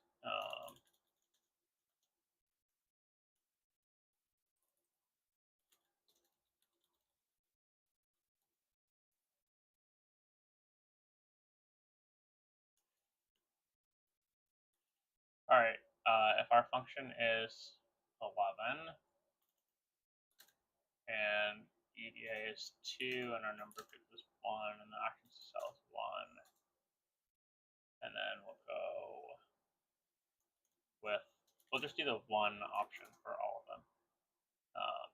So still 11, but then half an action to sell, and then number of people is 2. Run it.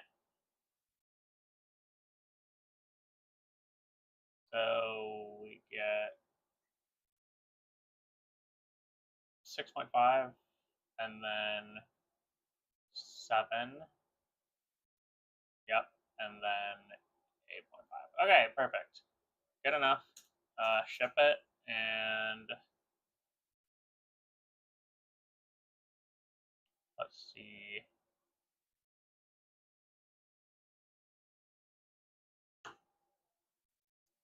I feel like some of the Wingspan and Splendor, some of the games like Wingspan and Splendor would have a lot of analyzed data out there that have been staples of World Series for a number of years.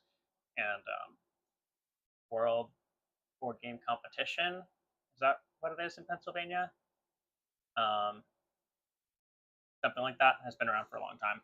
Yeah, I think there are definitely other games that might have more information out there that we could draw on. Whereas Castle of Burgundy is a bit more niche. All right.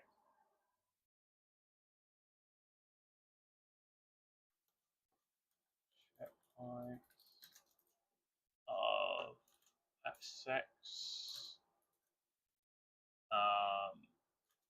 EDA is E1. Number of goods in this instance is 1 and then 1.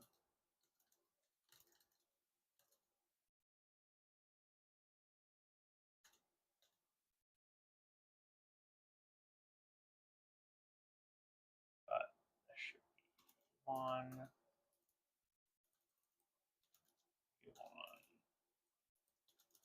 1.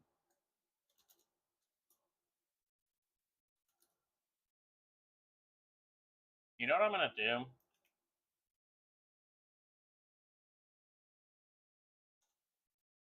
I'm gonna just declare this as a full wall.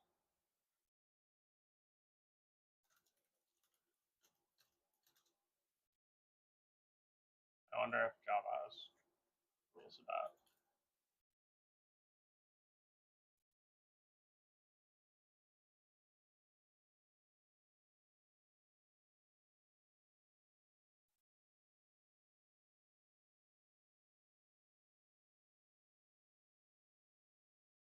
4.25, right?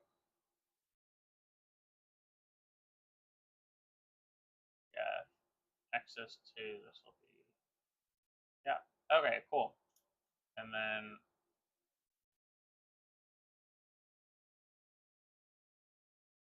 yay.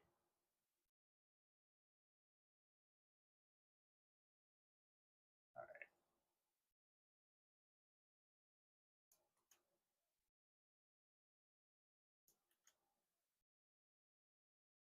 This is 1 and then 0.5.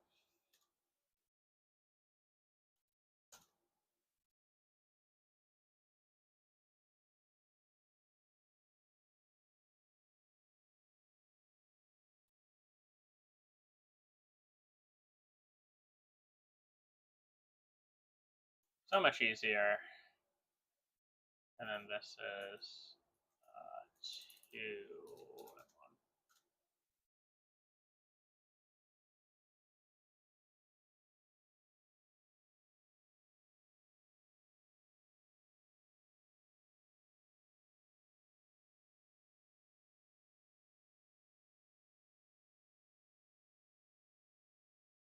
All right. Shipping is done. Yay. Time for castles. This is actually just based on EVA. So it's a 1 input function.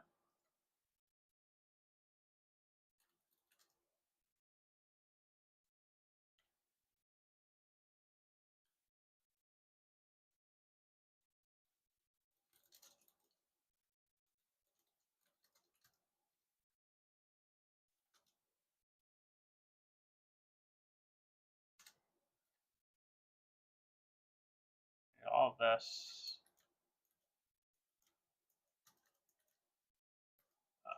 plus EDA divided by 2.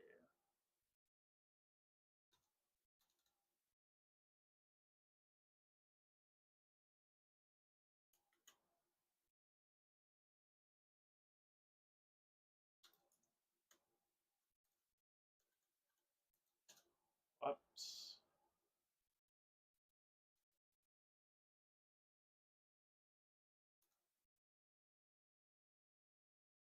Oh, yeah, I don't need to mean this.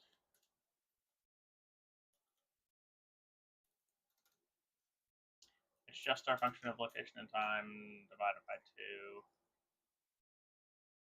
Yeah. Okay. Save.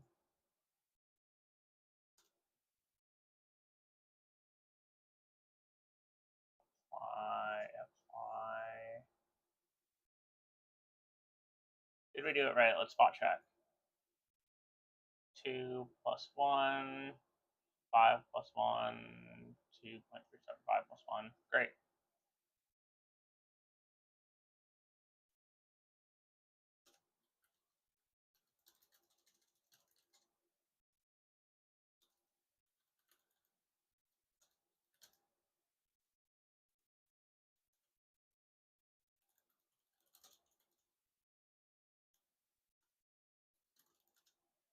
It's getting better.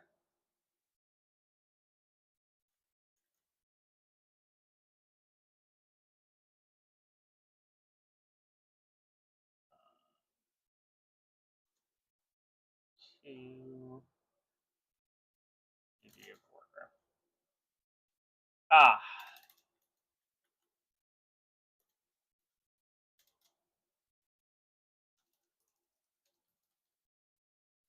All right, let's get these last few down.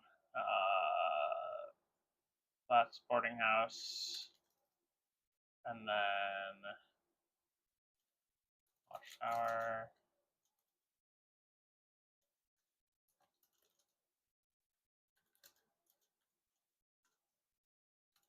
Divided by 2 plus.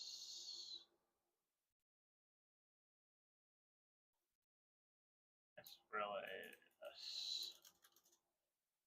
I love this song so much.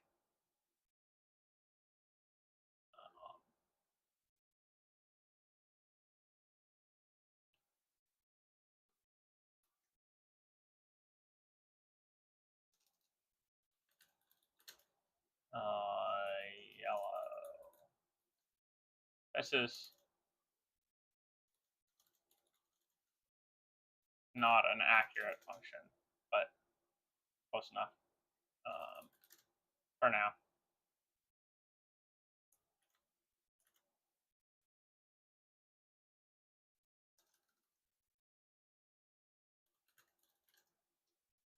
Nice. I gave up on calling them X points. Let's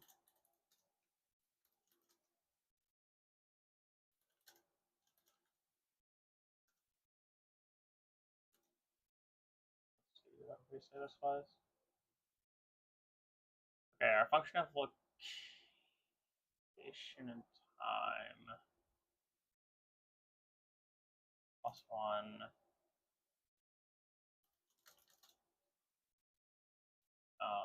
Oh, we also need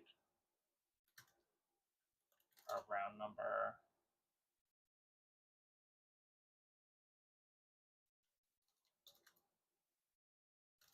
All right, so it's that plus 5 minus our round number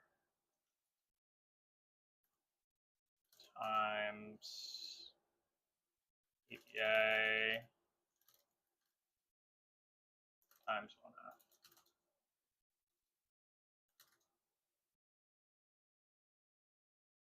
Five minus round number, what EDI?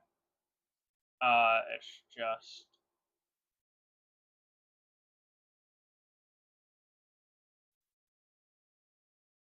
wait a minute, because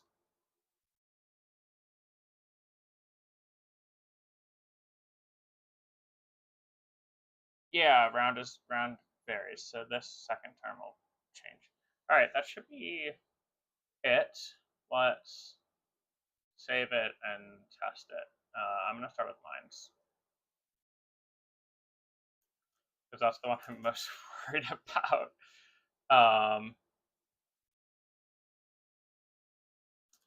lines of f6, right?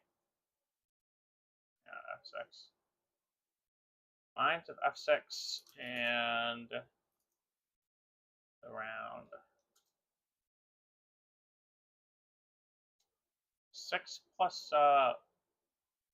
1x should be 8.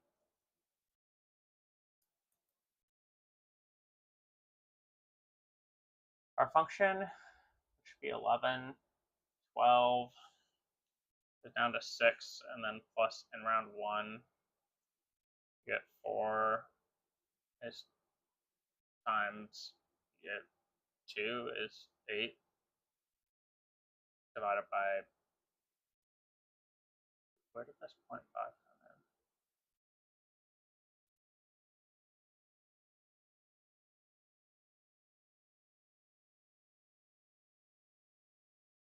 Did I mess up in here somewhere?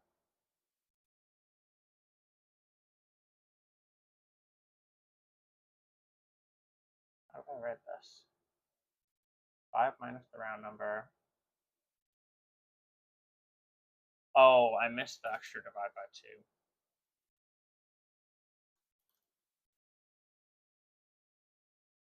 Because this is already 1/2 in here, and then when you divide by 2 again, you gotta divide this term by 2 again.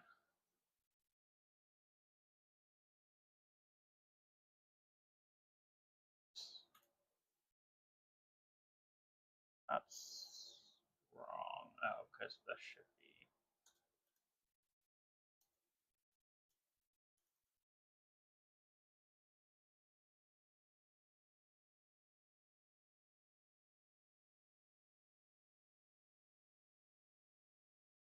All right.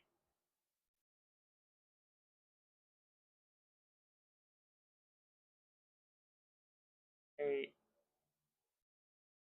2.75 plus 2 times 1/2 would be. Yep. All right. 2 more graphs to fill in here. Thank you for the suggestion to write this up. I would have been not happy. Did we already? No, we did not. All right. So we did this one. We got these. There we go.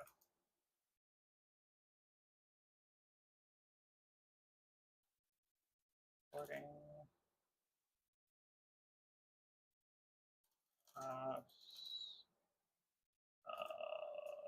F6 and just F6.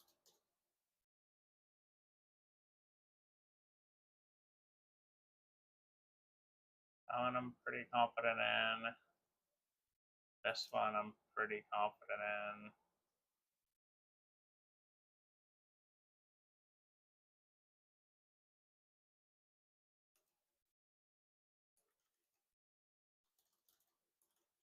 Watchtower of F6.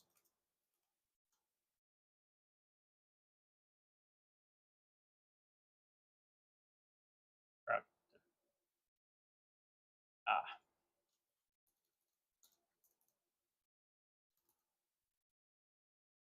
This is also wrong.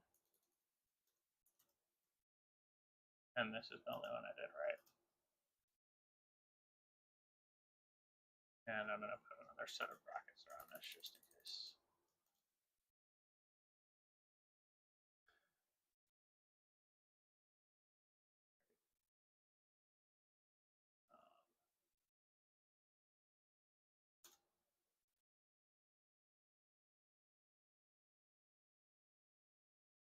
You should just match directly.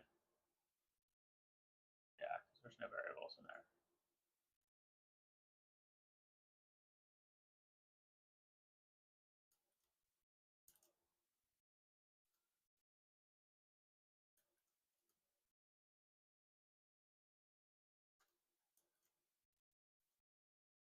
Yellow of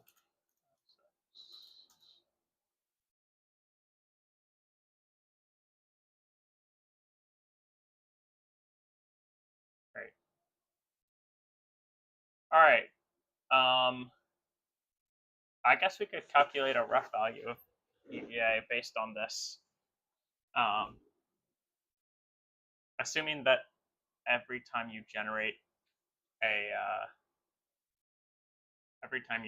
action, that generated action has a value of 2 points.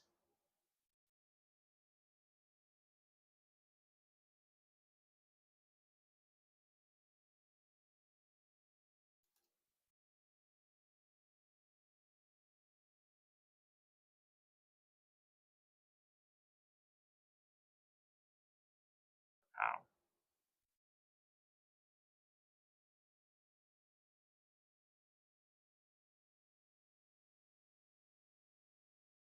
Take the average. Just somewhere in the middle here. I am ready to play a game with these values and see what happens.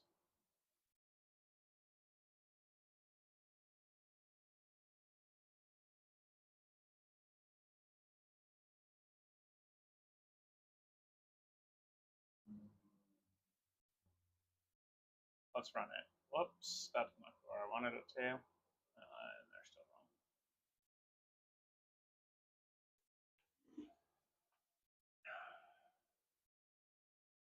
All right, so I think for this game, we are just taking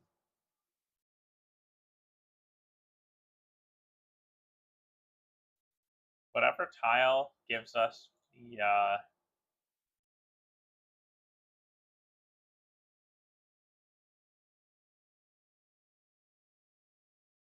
we're just taking whatever tile gives us the most points.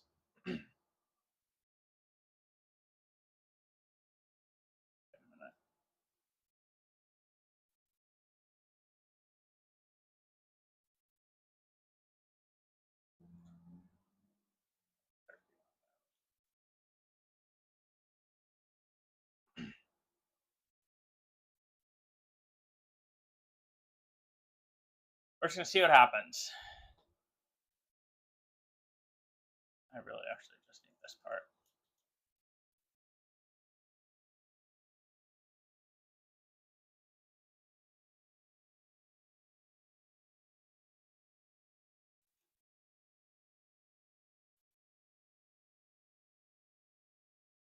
And we have animals up here.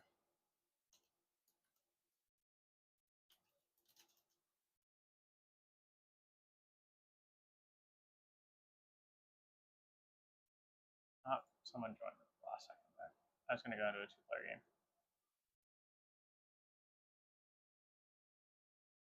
Oh man, we didn't think about starting location. All right, let's base starting location off of this spot here.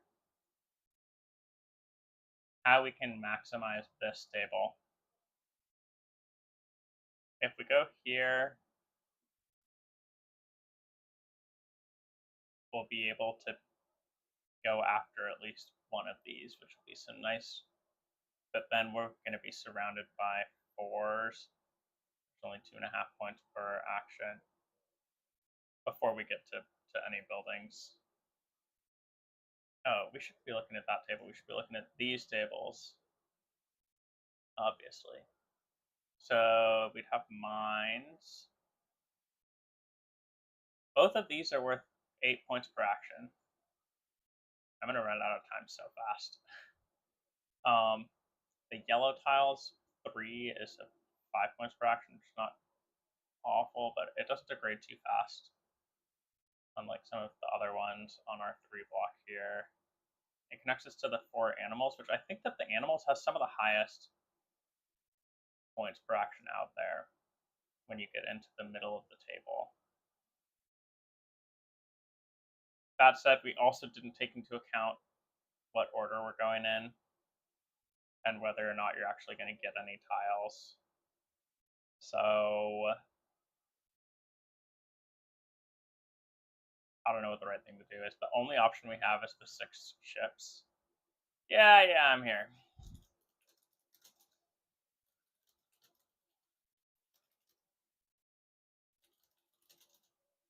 I spelled experiment wrong. I know. I think I'm gonna go with this one because of what the data shows about the animals and then the yellow tiles.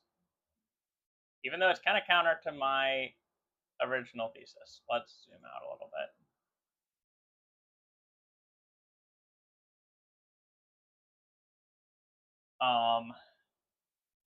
Okay, so on my turn, yellow, mine, animal. The animal is a 4, and we're probably not going to complete it in round 1. Odds are basically 0. So we're probably looking at either 4.8 to 4.6 points per tile. Well, now we can't do the mine, which means that we're between animals and yellow tiles. And our yellow tiles is a 3, which is probably about 4.8 or 4.5, which means that the animals kind of takes it here for being slightly more if we get it later on. So we're going to go for animals, but we can't take animals right now. And now we get into the fun part of, like, when is it worth using your workers? I'm going to take a castle because the animals go toward the castle, and then I'm going to take some animals, and we're just going to vibe. Good enough.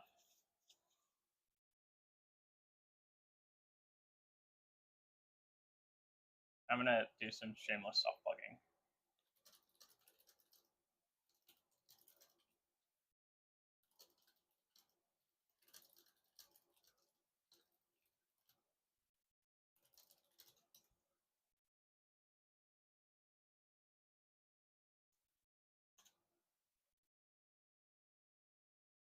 Go watch.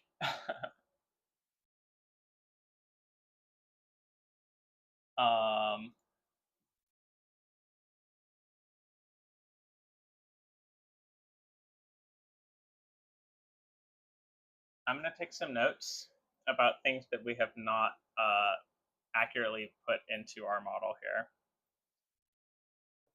which has started with how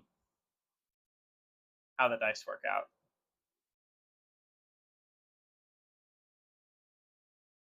We're still gunning toward animals as much as we can to fill out this section. So I'm going to take these ones because we only need an average size of 3. And we are kind of aiming at this. Actually, let's take these ones and then sell this, which could potentially give us some more animals later on. So the way that the dice work out, I think that we're going to need to do, there's another level of math that is like based on a given board. How do you take your average like dice rolls and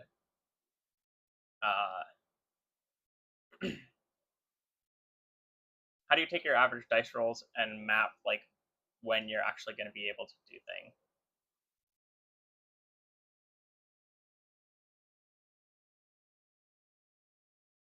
Workers calculation could be an easy difference comparison of half a point or a point value. If action A with the worker gives you 2 points more than action B without a worker. Ah, thank you. Yes, that is that's a yes. No, I like that thought process about like what exactly do you do with those and how to use the workers as comparison. This turn is easy because we just want to play the animals that we got, which makes this castle super strong. A whole 6.5 points per action. Not quite as strong as potentially a yellow tile or a mine, but still strong.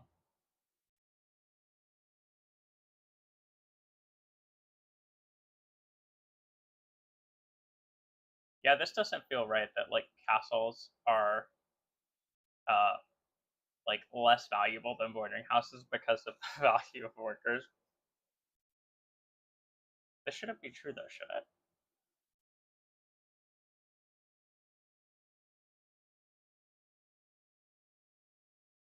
These should be the same value if x equals to,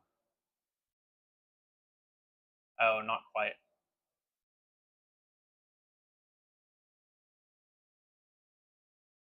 Oh, because boarding houses give you 4. Boarding houses effectively give you 2 EVA.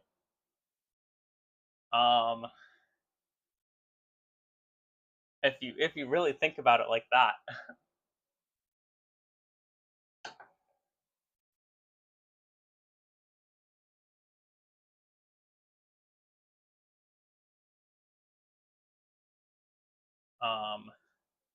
What's next? So we're going for this castle here.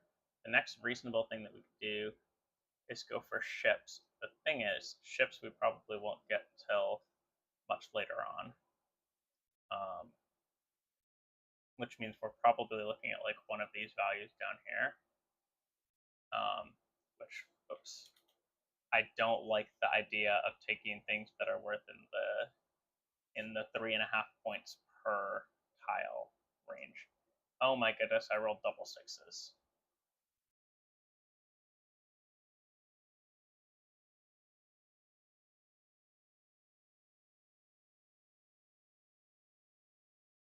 This is not actually Watchtower. This is boarding house. But I named it wrong.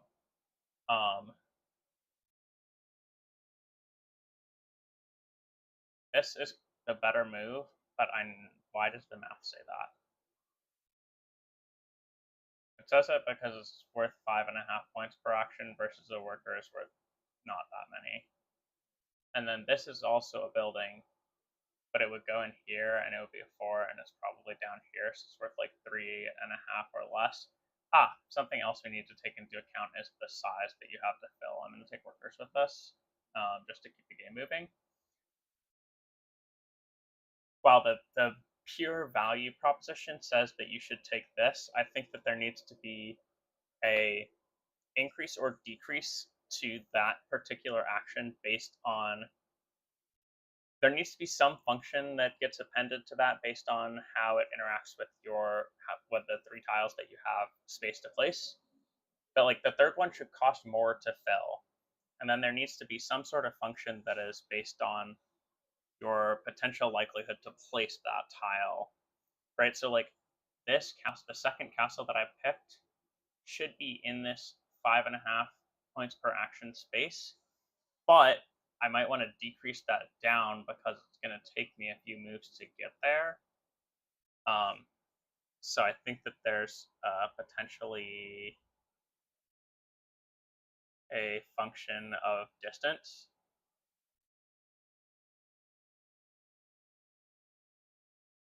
Distance or like potential to place.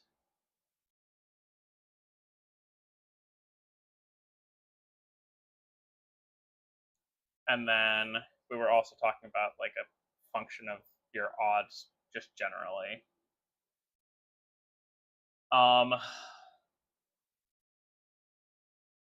We can place this, and now we get the lovely question of what the heck to do with a very completely free action. And I think the math says we take a yellow tile.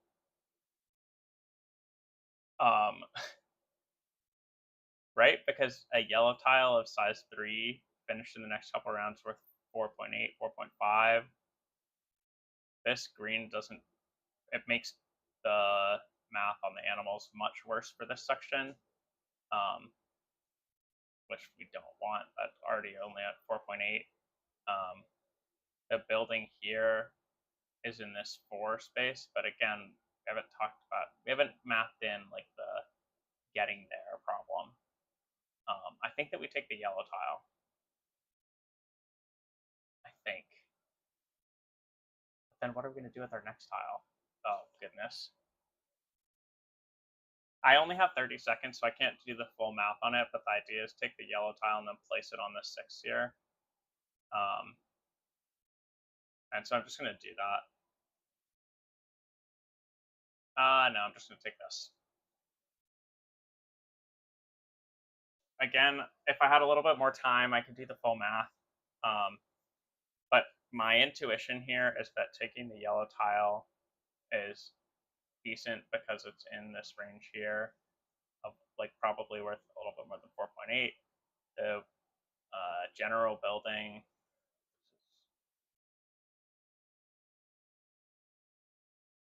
Oh yeah.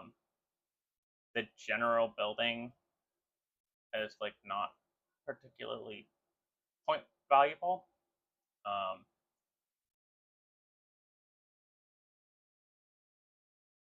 But yeah, the top of head analysis says that the right direction there is here. Oh, we got so screwed with animals.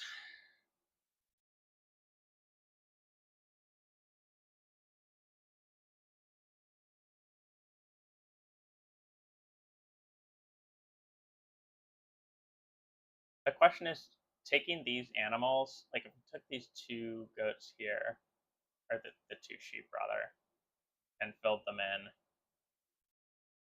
that is going to be this, but it'll probably be slightly diminished. It'll probably be closer to like 4.8, 4.9 points per action, rather than the full 5.33, because our average animals would be 7 divided by 3 is 3 and a third, or sorry, 2 and a third rather than 3. Also, the fact that there's so many big cows out here this time.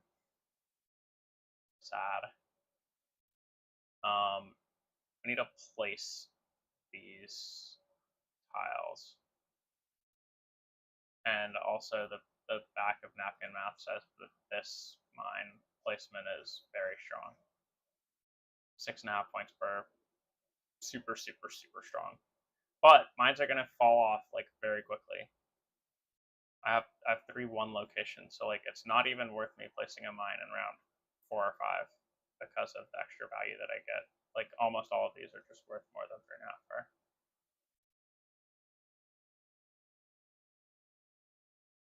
It's better than placing a building or a castle, which that feels weird. The math on this feels weird.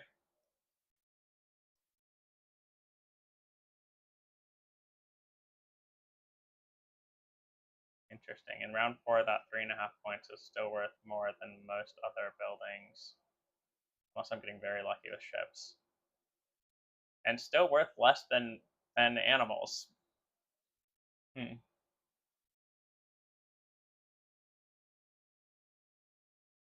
So we need some massaging of like a way to math out the dice a little bit.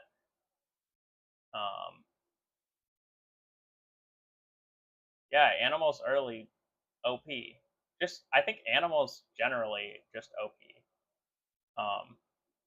Like I think that the way to highlight these graphs is like kind of from here over, because it's going to take you more and more rounds to unlock. Like we can ignore this bottom corner. There's really only one option here. Are we buying a tile? Not yet.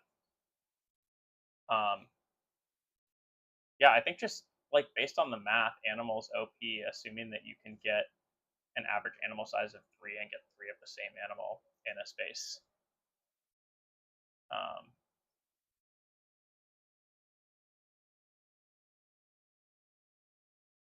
Like I think I'm gonna take this sheep and place it here probably. Since if I can finish that, our animals is it's what, a 4 in round 2. That's a 4.875, which I think is just better than really anything else. Yeah. I think what I've learned is that animals are just OP. Which like the assumption is not particularly strong on the animals.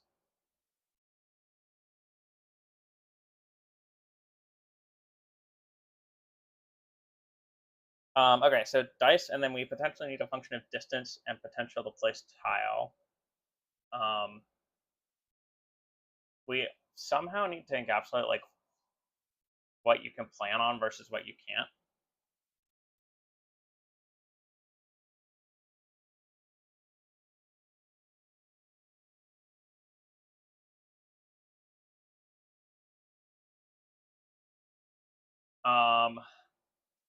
Okay, we run this, right?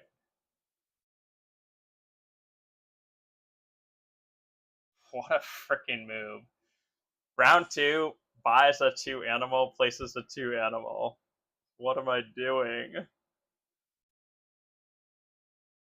And then there is also the question of like when you are forced effectively to take actions, like you just take the one that is the best in a given situation.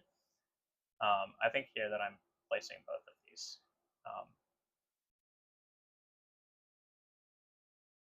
This is going to end up being like a 3 points per, which I'm not super happy about. This feels weird. These, I think that our points per action, our EVA is low because like this whole thing should be higher, right? And this is kind of the most varied by EVA, right? The ships are also impacted by EVA. Um,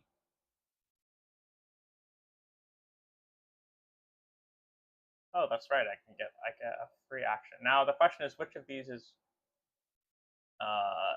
are any of them special? So Watchtower is higher. Watchtower is a 4 versus 3, so I should take the Watchtower. But again, I think that our EVA is wrong.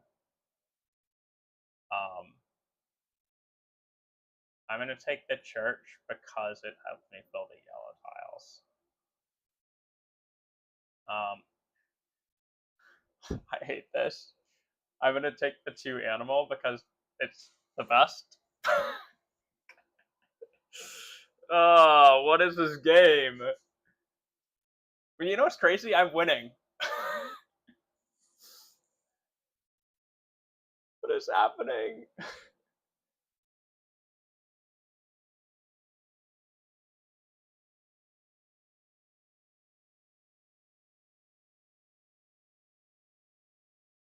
Yeah, Karen is gonna. That's crazy play with by Karen.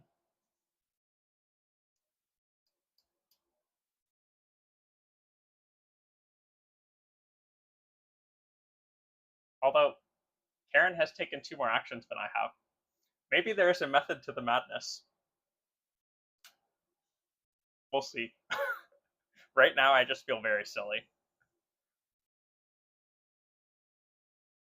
Which way do we fudge this die? Getting one of these buildings works toward this. I guess the yellow ones are what we should be aiming for.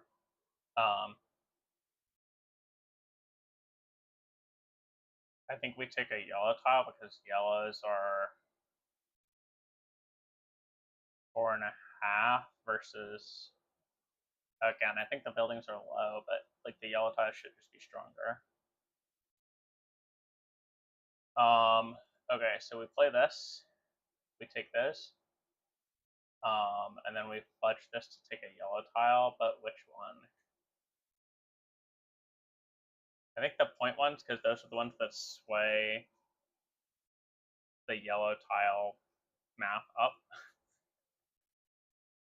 This is so much like vibes plus some hand wavy math, and I am so here for it.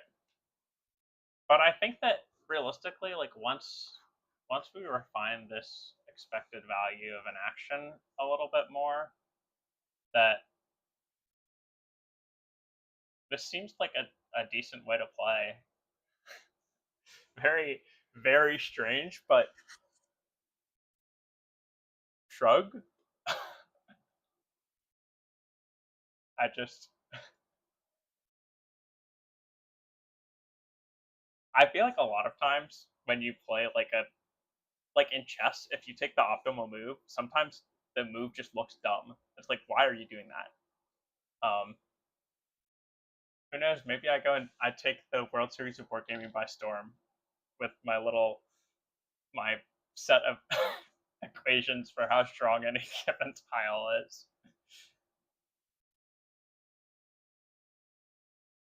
One and two. What am I doing?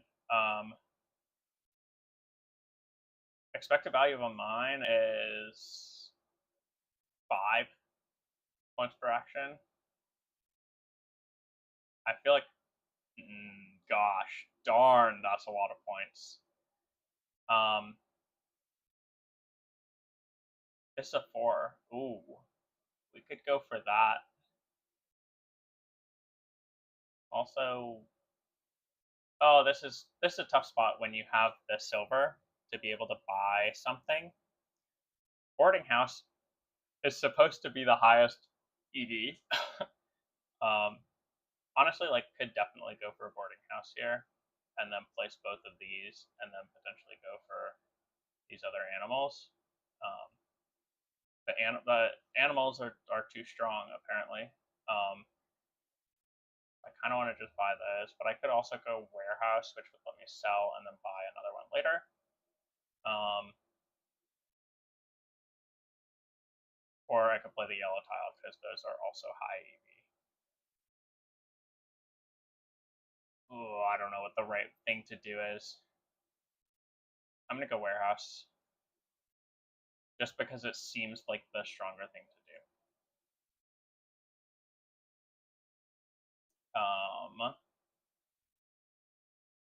And we'll take another points tile.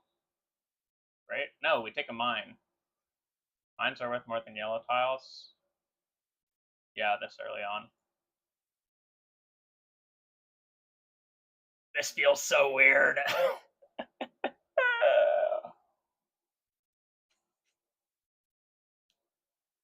And like, I'm basically just avoiding chips because they're just bad.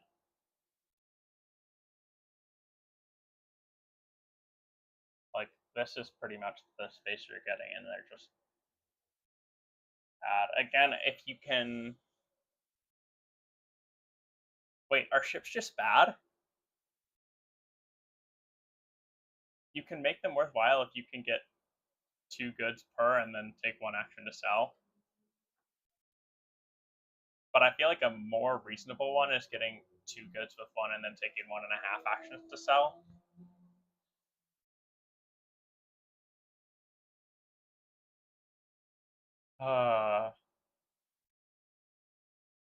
Oh my gosh, I'm beating both of them by 30 points. How?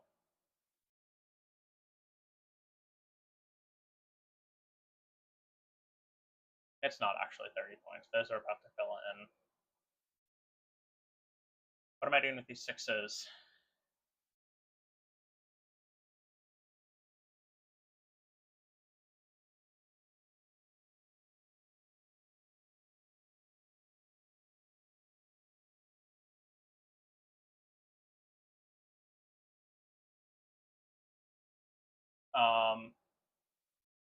I don't know what to do with the 6s. Do I pick up this? I feel like I have to place this.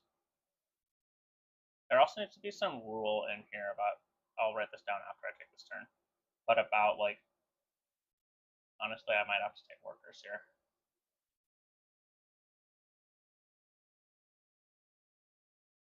Even though the expected value of the castle is not as good as the expected value of the animals.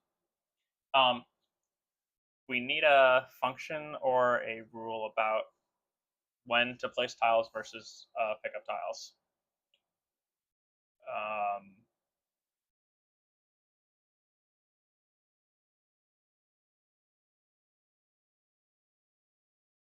I'm gonna take these 2 animals this round. Need a rule on placing.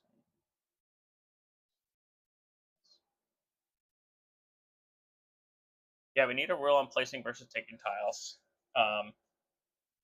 which could be somehow wrapped up into the function of, like, making expected value of actions decrease as you fill up your 3 locations, right?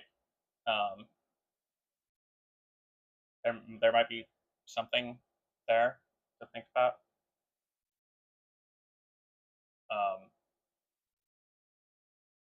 So our ships may be bad early but good late when there are multiple times to pick up. You give up first pick early round, but you could end up topping people and going first later rounds, which I think is better anyway. Yeah, we did make like clear in the shipping, like there is an unquantifiable value of like going earlier, which we just like didn't take into account at all.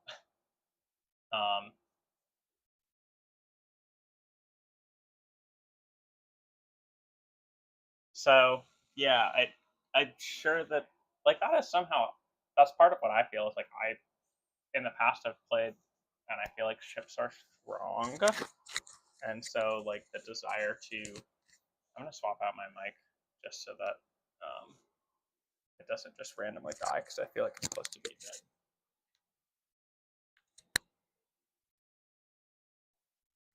All right, can you all still hear me? Let me double check. Yeah, it's definitely through. Great. Yeah, I agree. I have felt like I honestly have. There's got to be some. Oh man, it's my turn again. Oh, we're buying the animals. It's got the highest EV. It's easy. It's just math. Um, I have felt both similarly and opposite that about going early versus going later because you gotta admit, like, being able to go early and maximize these points. This is so fascinating. You kind of only want to play mines in single spaces. Like you want a board that has 3 single mines rather than spread out mines. Like look at how fast this falls off. Which is true across like other categories as well. I guess it's true across all the categories, huh? You want if you had a perfect world, you just have all single spaces. If I could design my own board.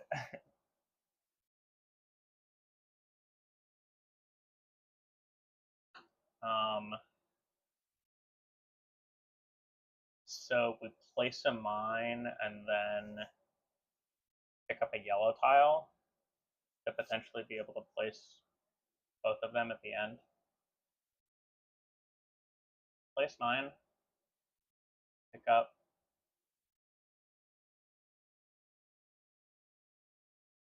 yellow tile.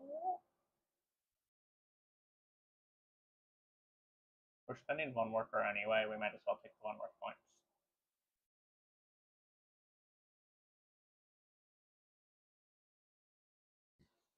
We got lucky. But now the question is, do we take this is size 2, finish in round 3 versus round 4? Do we take the 1 point haircut on placing this to not spend a worker? Oh, those are exactly equivalent. And now it's a matter of preference, since not placing the animal right now would save us the bit of money, or the worker rather. What about the yellow side? Is it worth placing the yellow? It's right now 3 and it's worth 4.5. It'll go down to 4 and 2/10. I think the answer is just fill them both. So good. So good. There might be a function about spending workers earlier versus later in rounds. Because I'm thinking about right now, like spending my worker versus not spending it. I might want to keep it for like to be able to spend at the beginning of the round. Like workers diminish in value throughout a round, which would be so fun to try and code. So we're definitely placing this one. The question is, do we buy another yellow tile? Since we've got 5 yellow tiles, it's another 3, but we probably don't finish it till the end. We're looking at 3.8 to 4.1, which honestly is pretty good. I think that's the most value we're gonna get. Yeah, so we just pick up the other yellow tile. Is that no? We need to either. Well, no, because the expected value of this animal placing it is minus half a point. But is the expected value of that yellow tile worth more than the point that I'm losing by not placing this at all? No. So I should place this rather than take the yellow tile. I will say I'm up by 20 points.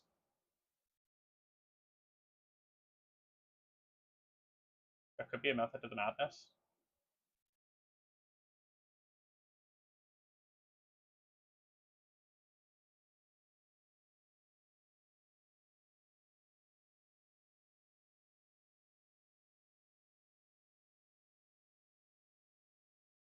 Is there a castle to be taken? We need some function to talk about the finishing bonuses. They're very small, and so their points per action is like half a point, honestly.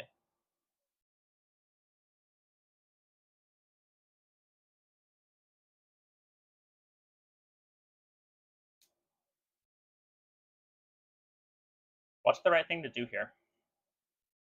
Is it to fill these buildings and take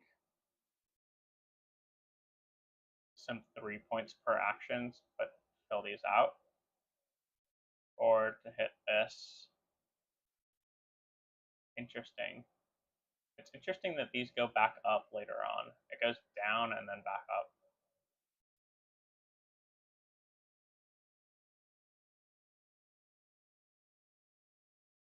Huh.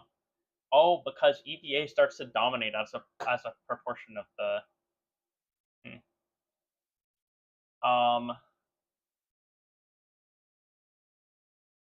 Yeah, I think this is a good option. I don't have any workers though.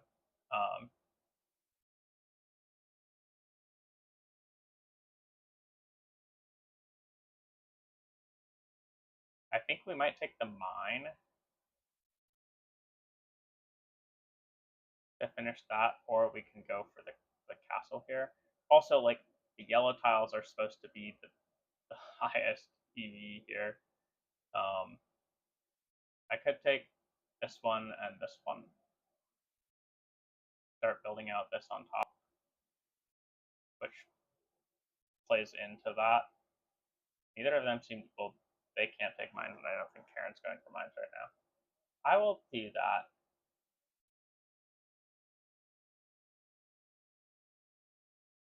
Just continue to follow the highest EV. Ships are looking high EV right now because of the option to take 2 or more pieces and then sell with 1 action.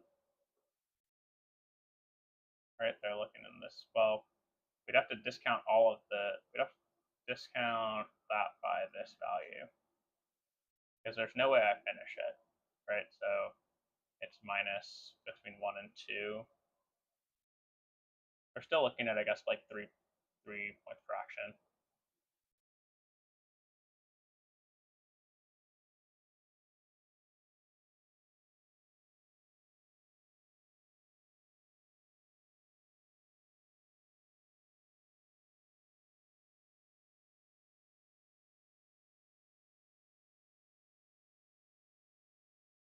I think this yellow tile is bad for me.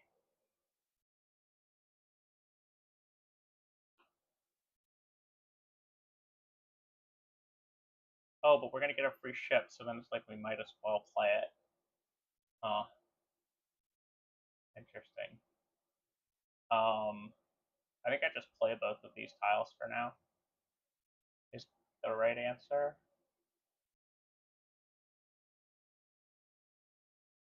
We're still short on workers. Yellow tiles.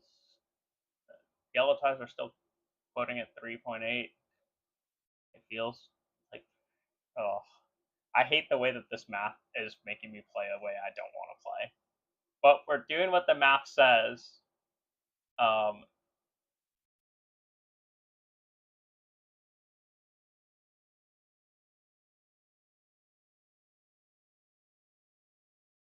We're taking a ship. At least gives us things to do with our dice. Take it from here.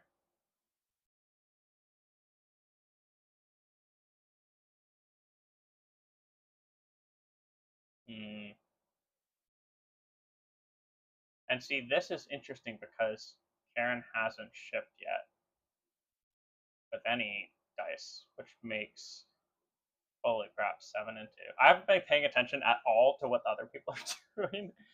I've been like so locked in on the math here. That like the ship value here is just significantly higher than our expected here because their input to the function is a lot closer to like 3, or even it's like 1, but then the actions is much lower. It's like 0.25.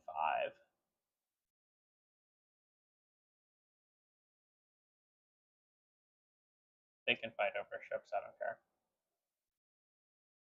What am I gonna do with my ones?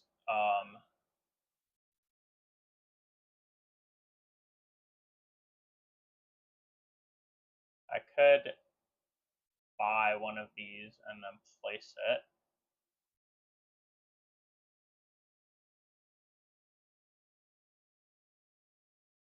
That's a good, I'm gonna do that. I'm gonna buy this and place it and pick this up. And then that'll let me get a yellow tile. So I'll put this here, and then I think that I just ship.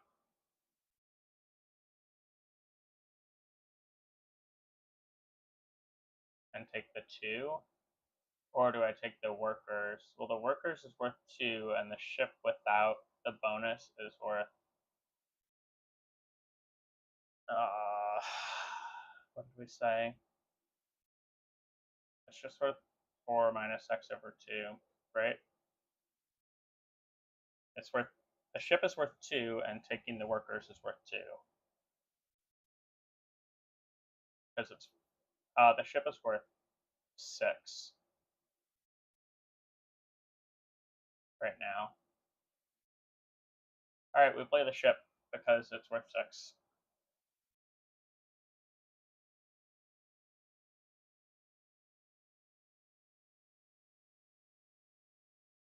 I think that now I have to take workers.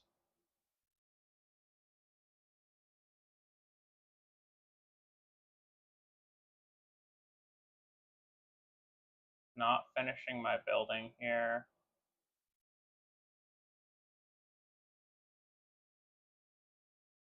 Drops me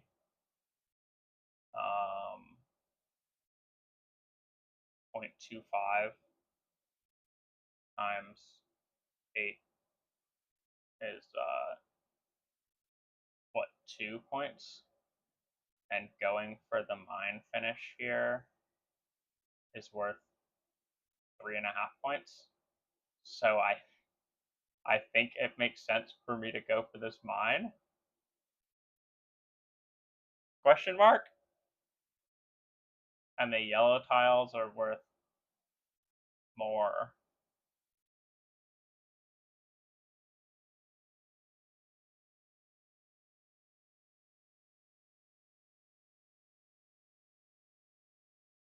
Yeah. So what I'm supposed to do here is go for yellow tiles. So I gotta sell this and take yellow tiles. Right?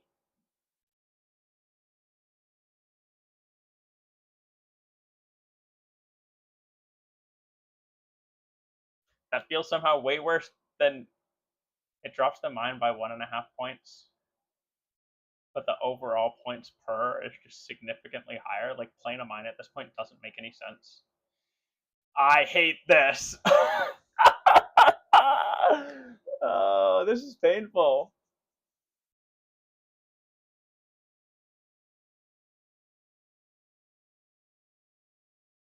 I need another table with like this part subtracted out so that I just have like what's the value of playing it, or what's the effective cost. I need like a differentials table. Or I need like some conditional highlighting where if I like highlight a section of cells, it tells me like what the values are if I subtract off the main table and the per actions cost. If I move this over, it's going to get unhappy, isn't it? Yep.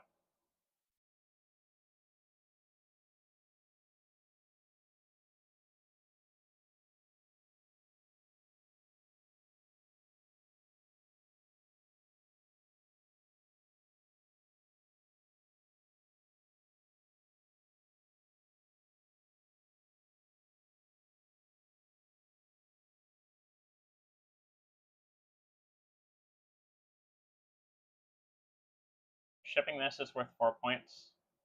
Picking up a mine has an EV of 2. Wow, it's like literally not worth picking up a mine at all. This is so sad. The not counting finishing bonuses, I think, is challenging. Like, RP has 4 finishing bonuses, first place finishing bonuses. Oh goodness. How to play this one first. Oh, I shouldn't even play this right now. Undo that.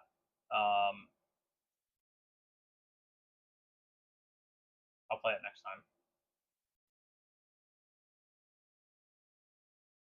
I guess I pick up the mine, even though it's not worth playing.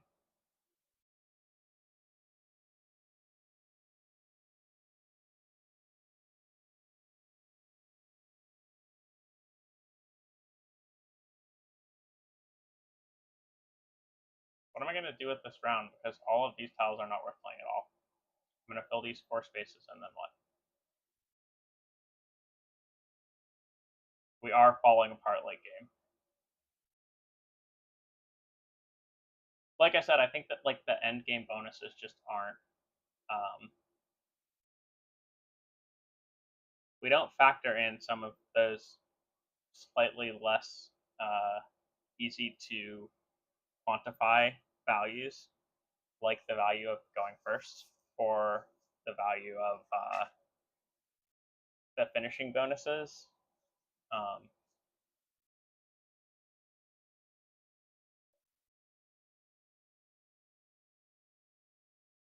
RP is going to win this game by a mile.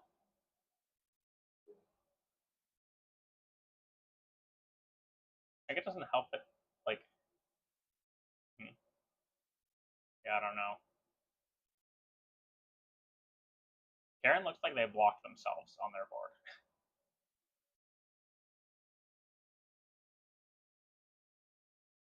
I think I just play both of these right now, and then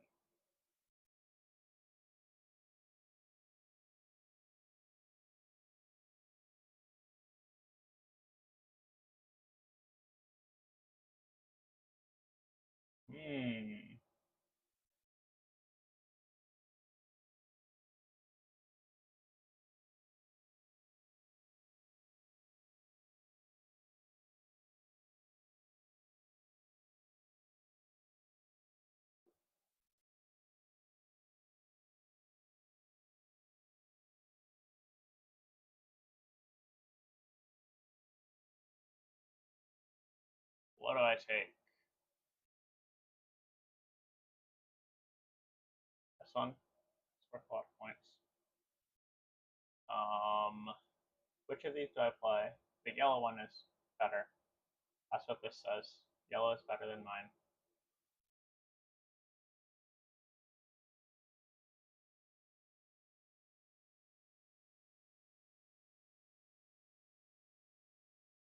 I don't know what to do. I guess we go back to math. A building with the subtraction of these couple of points, 0.4 to 1.9. It's worth like a point per action.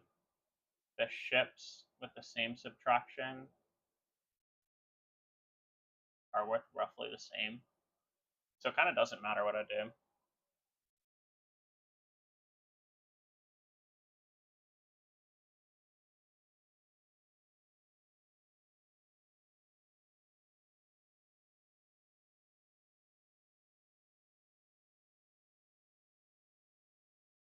Hmm.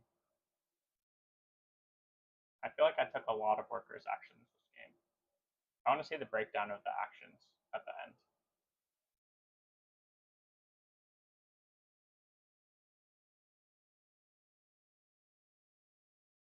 There is a world where I pick up a few of these warehouses and get like the nice 4 extra points for placing each of those, which would add an effective 2 points per. So these warehouses are what I should go for. Even if I don't get the free action, like the points there versus the ship points is still value. Um, take the castle and we buy the warehouse.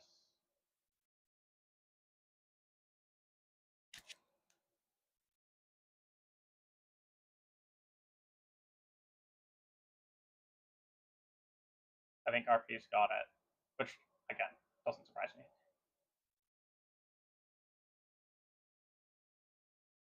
This was nice. There's. I wonder if we can do any math on. Oh my goodness, 443 in the last. Ridiculous.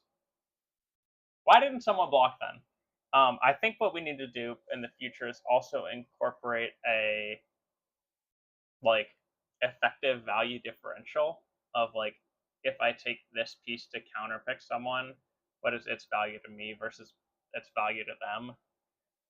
Which that's also not a easy and fast calculation. um,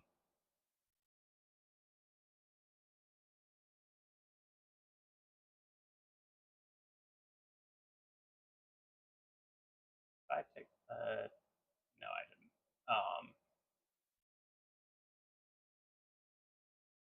Just keep doing the thing.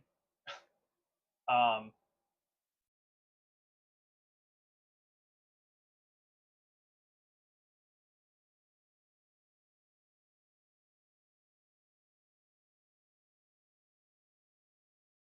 yeah, I there. What was I saying? Oh, and like effective value calculation.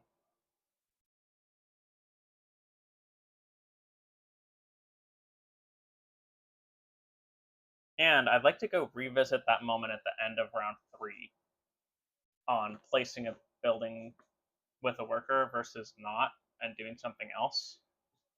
Because I don't think that I got that evaluation right. I don't think that I did the math right there. So we'll have to see.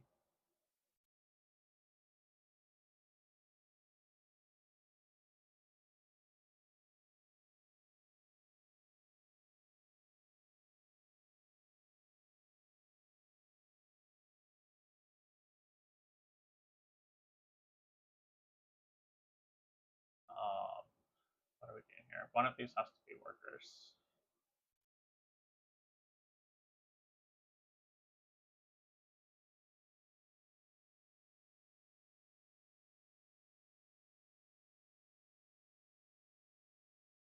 Let's play this, and then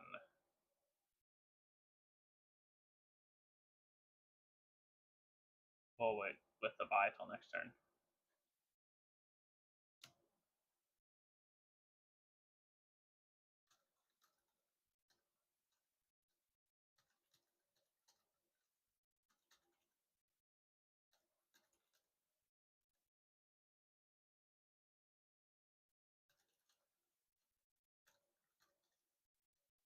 Oh my goodness.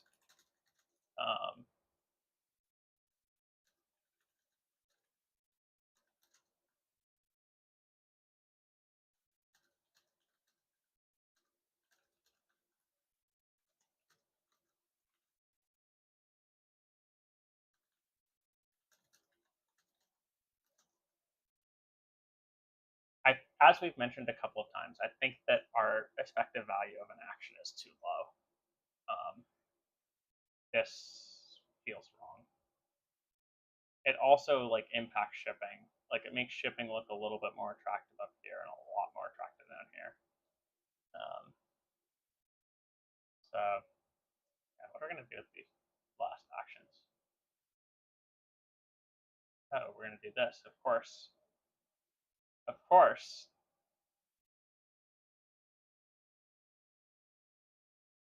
A valiant effort for playing a game that I thought was awful the whole time. um, the way that that game started. Okay, let's see. Yeah, 5 take workers actions. Did not like that. Did not like that one bit.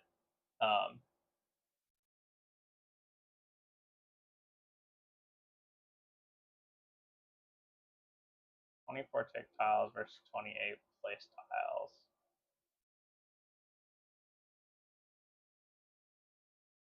Huh. Bought 10 tiles. That's insane. That's why they won. Being able to get that many free actions. It's because of this. This is why they won. They won because they got the most value here. I love it. I mean, it does show that like something is sort of right here. We're on the right track. Like looking at the stats here, the only way to buy this many tiles is to have played more mines. I mean, they did have more mines out early. They also had a lot of shipping. Like they did sell 6 shell goods versus my 4 shell goods. I ended with both 2 silver.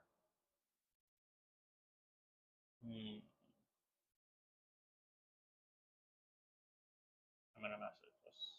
Oh, whatever. They said that they were popped on in the background. Bunch of regions, bunch of animals. Yeah, see, I think this was a challenge. We went for the animals because the animals math says it's really good early. But we got cooked because our math did not math against their math.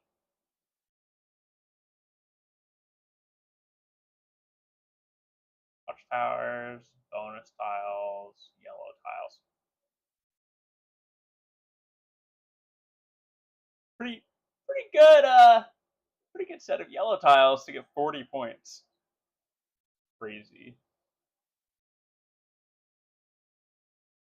Unsold goods, silver, workers.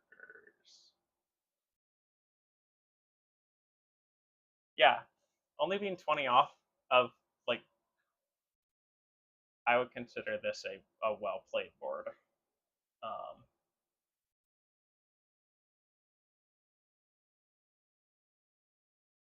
I wonder if the yellow tiles need to drive, like, once, which we were reading this in this whole thing the other week, that, like, you pick a yellow tile and then you go for that yellow tile. I wonder if letting the yellow tiles drive a little bit more, like if there is a effective value of an action change once you have a given yellow tile. So it's like, oh, once you have, for example, this yellow tile, which I was talking about in the end, the effective value of these actions went up a lot. Not sure. I'm gonna see the profile. Not what I was looking for. I can do this.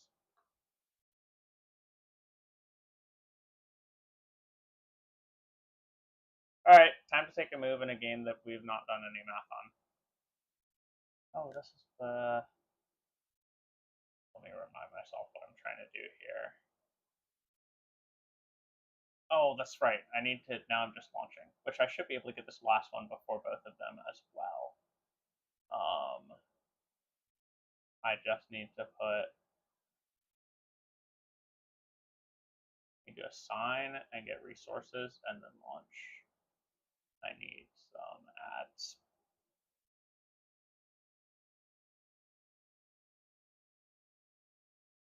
Right. Yes, because I can assign and then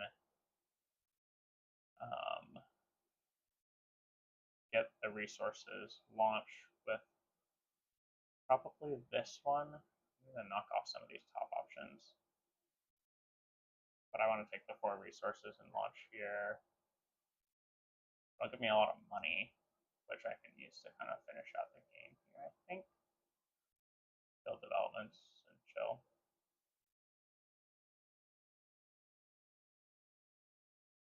There are not many blues to be had. But the 9 points on launching is worth, I think. Okay. 1. Assign. We'll drop on orange.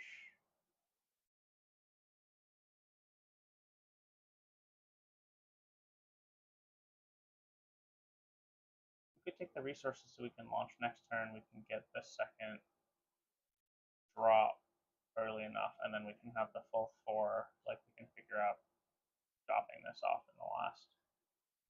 And it gives us the launch here, so effective at not having minus points.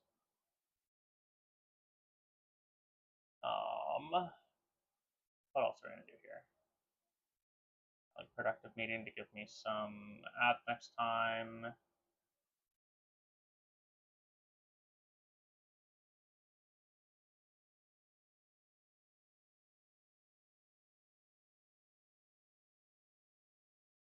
I guess I draw cards.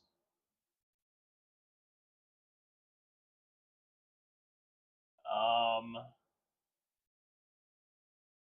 yeah, it's not worth taking double duty. I'll take these and then we'll see what happens. Oh, and productive meeting will fill me out there. Wow, what a great option. Okay. Do I have the energy to do that again? Because that took a lot out of me. Trying to do the math on like every turn to see what was the optimal way to play there.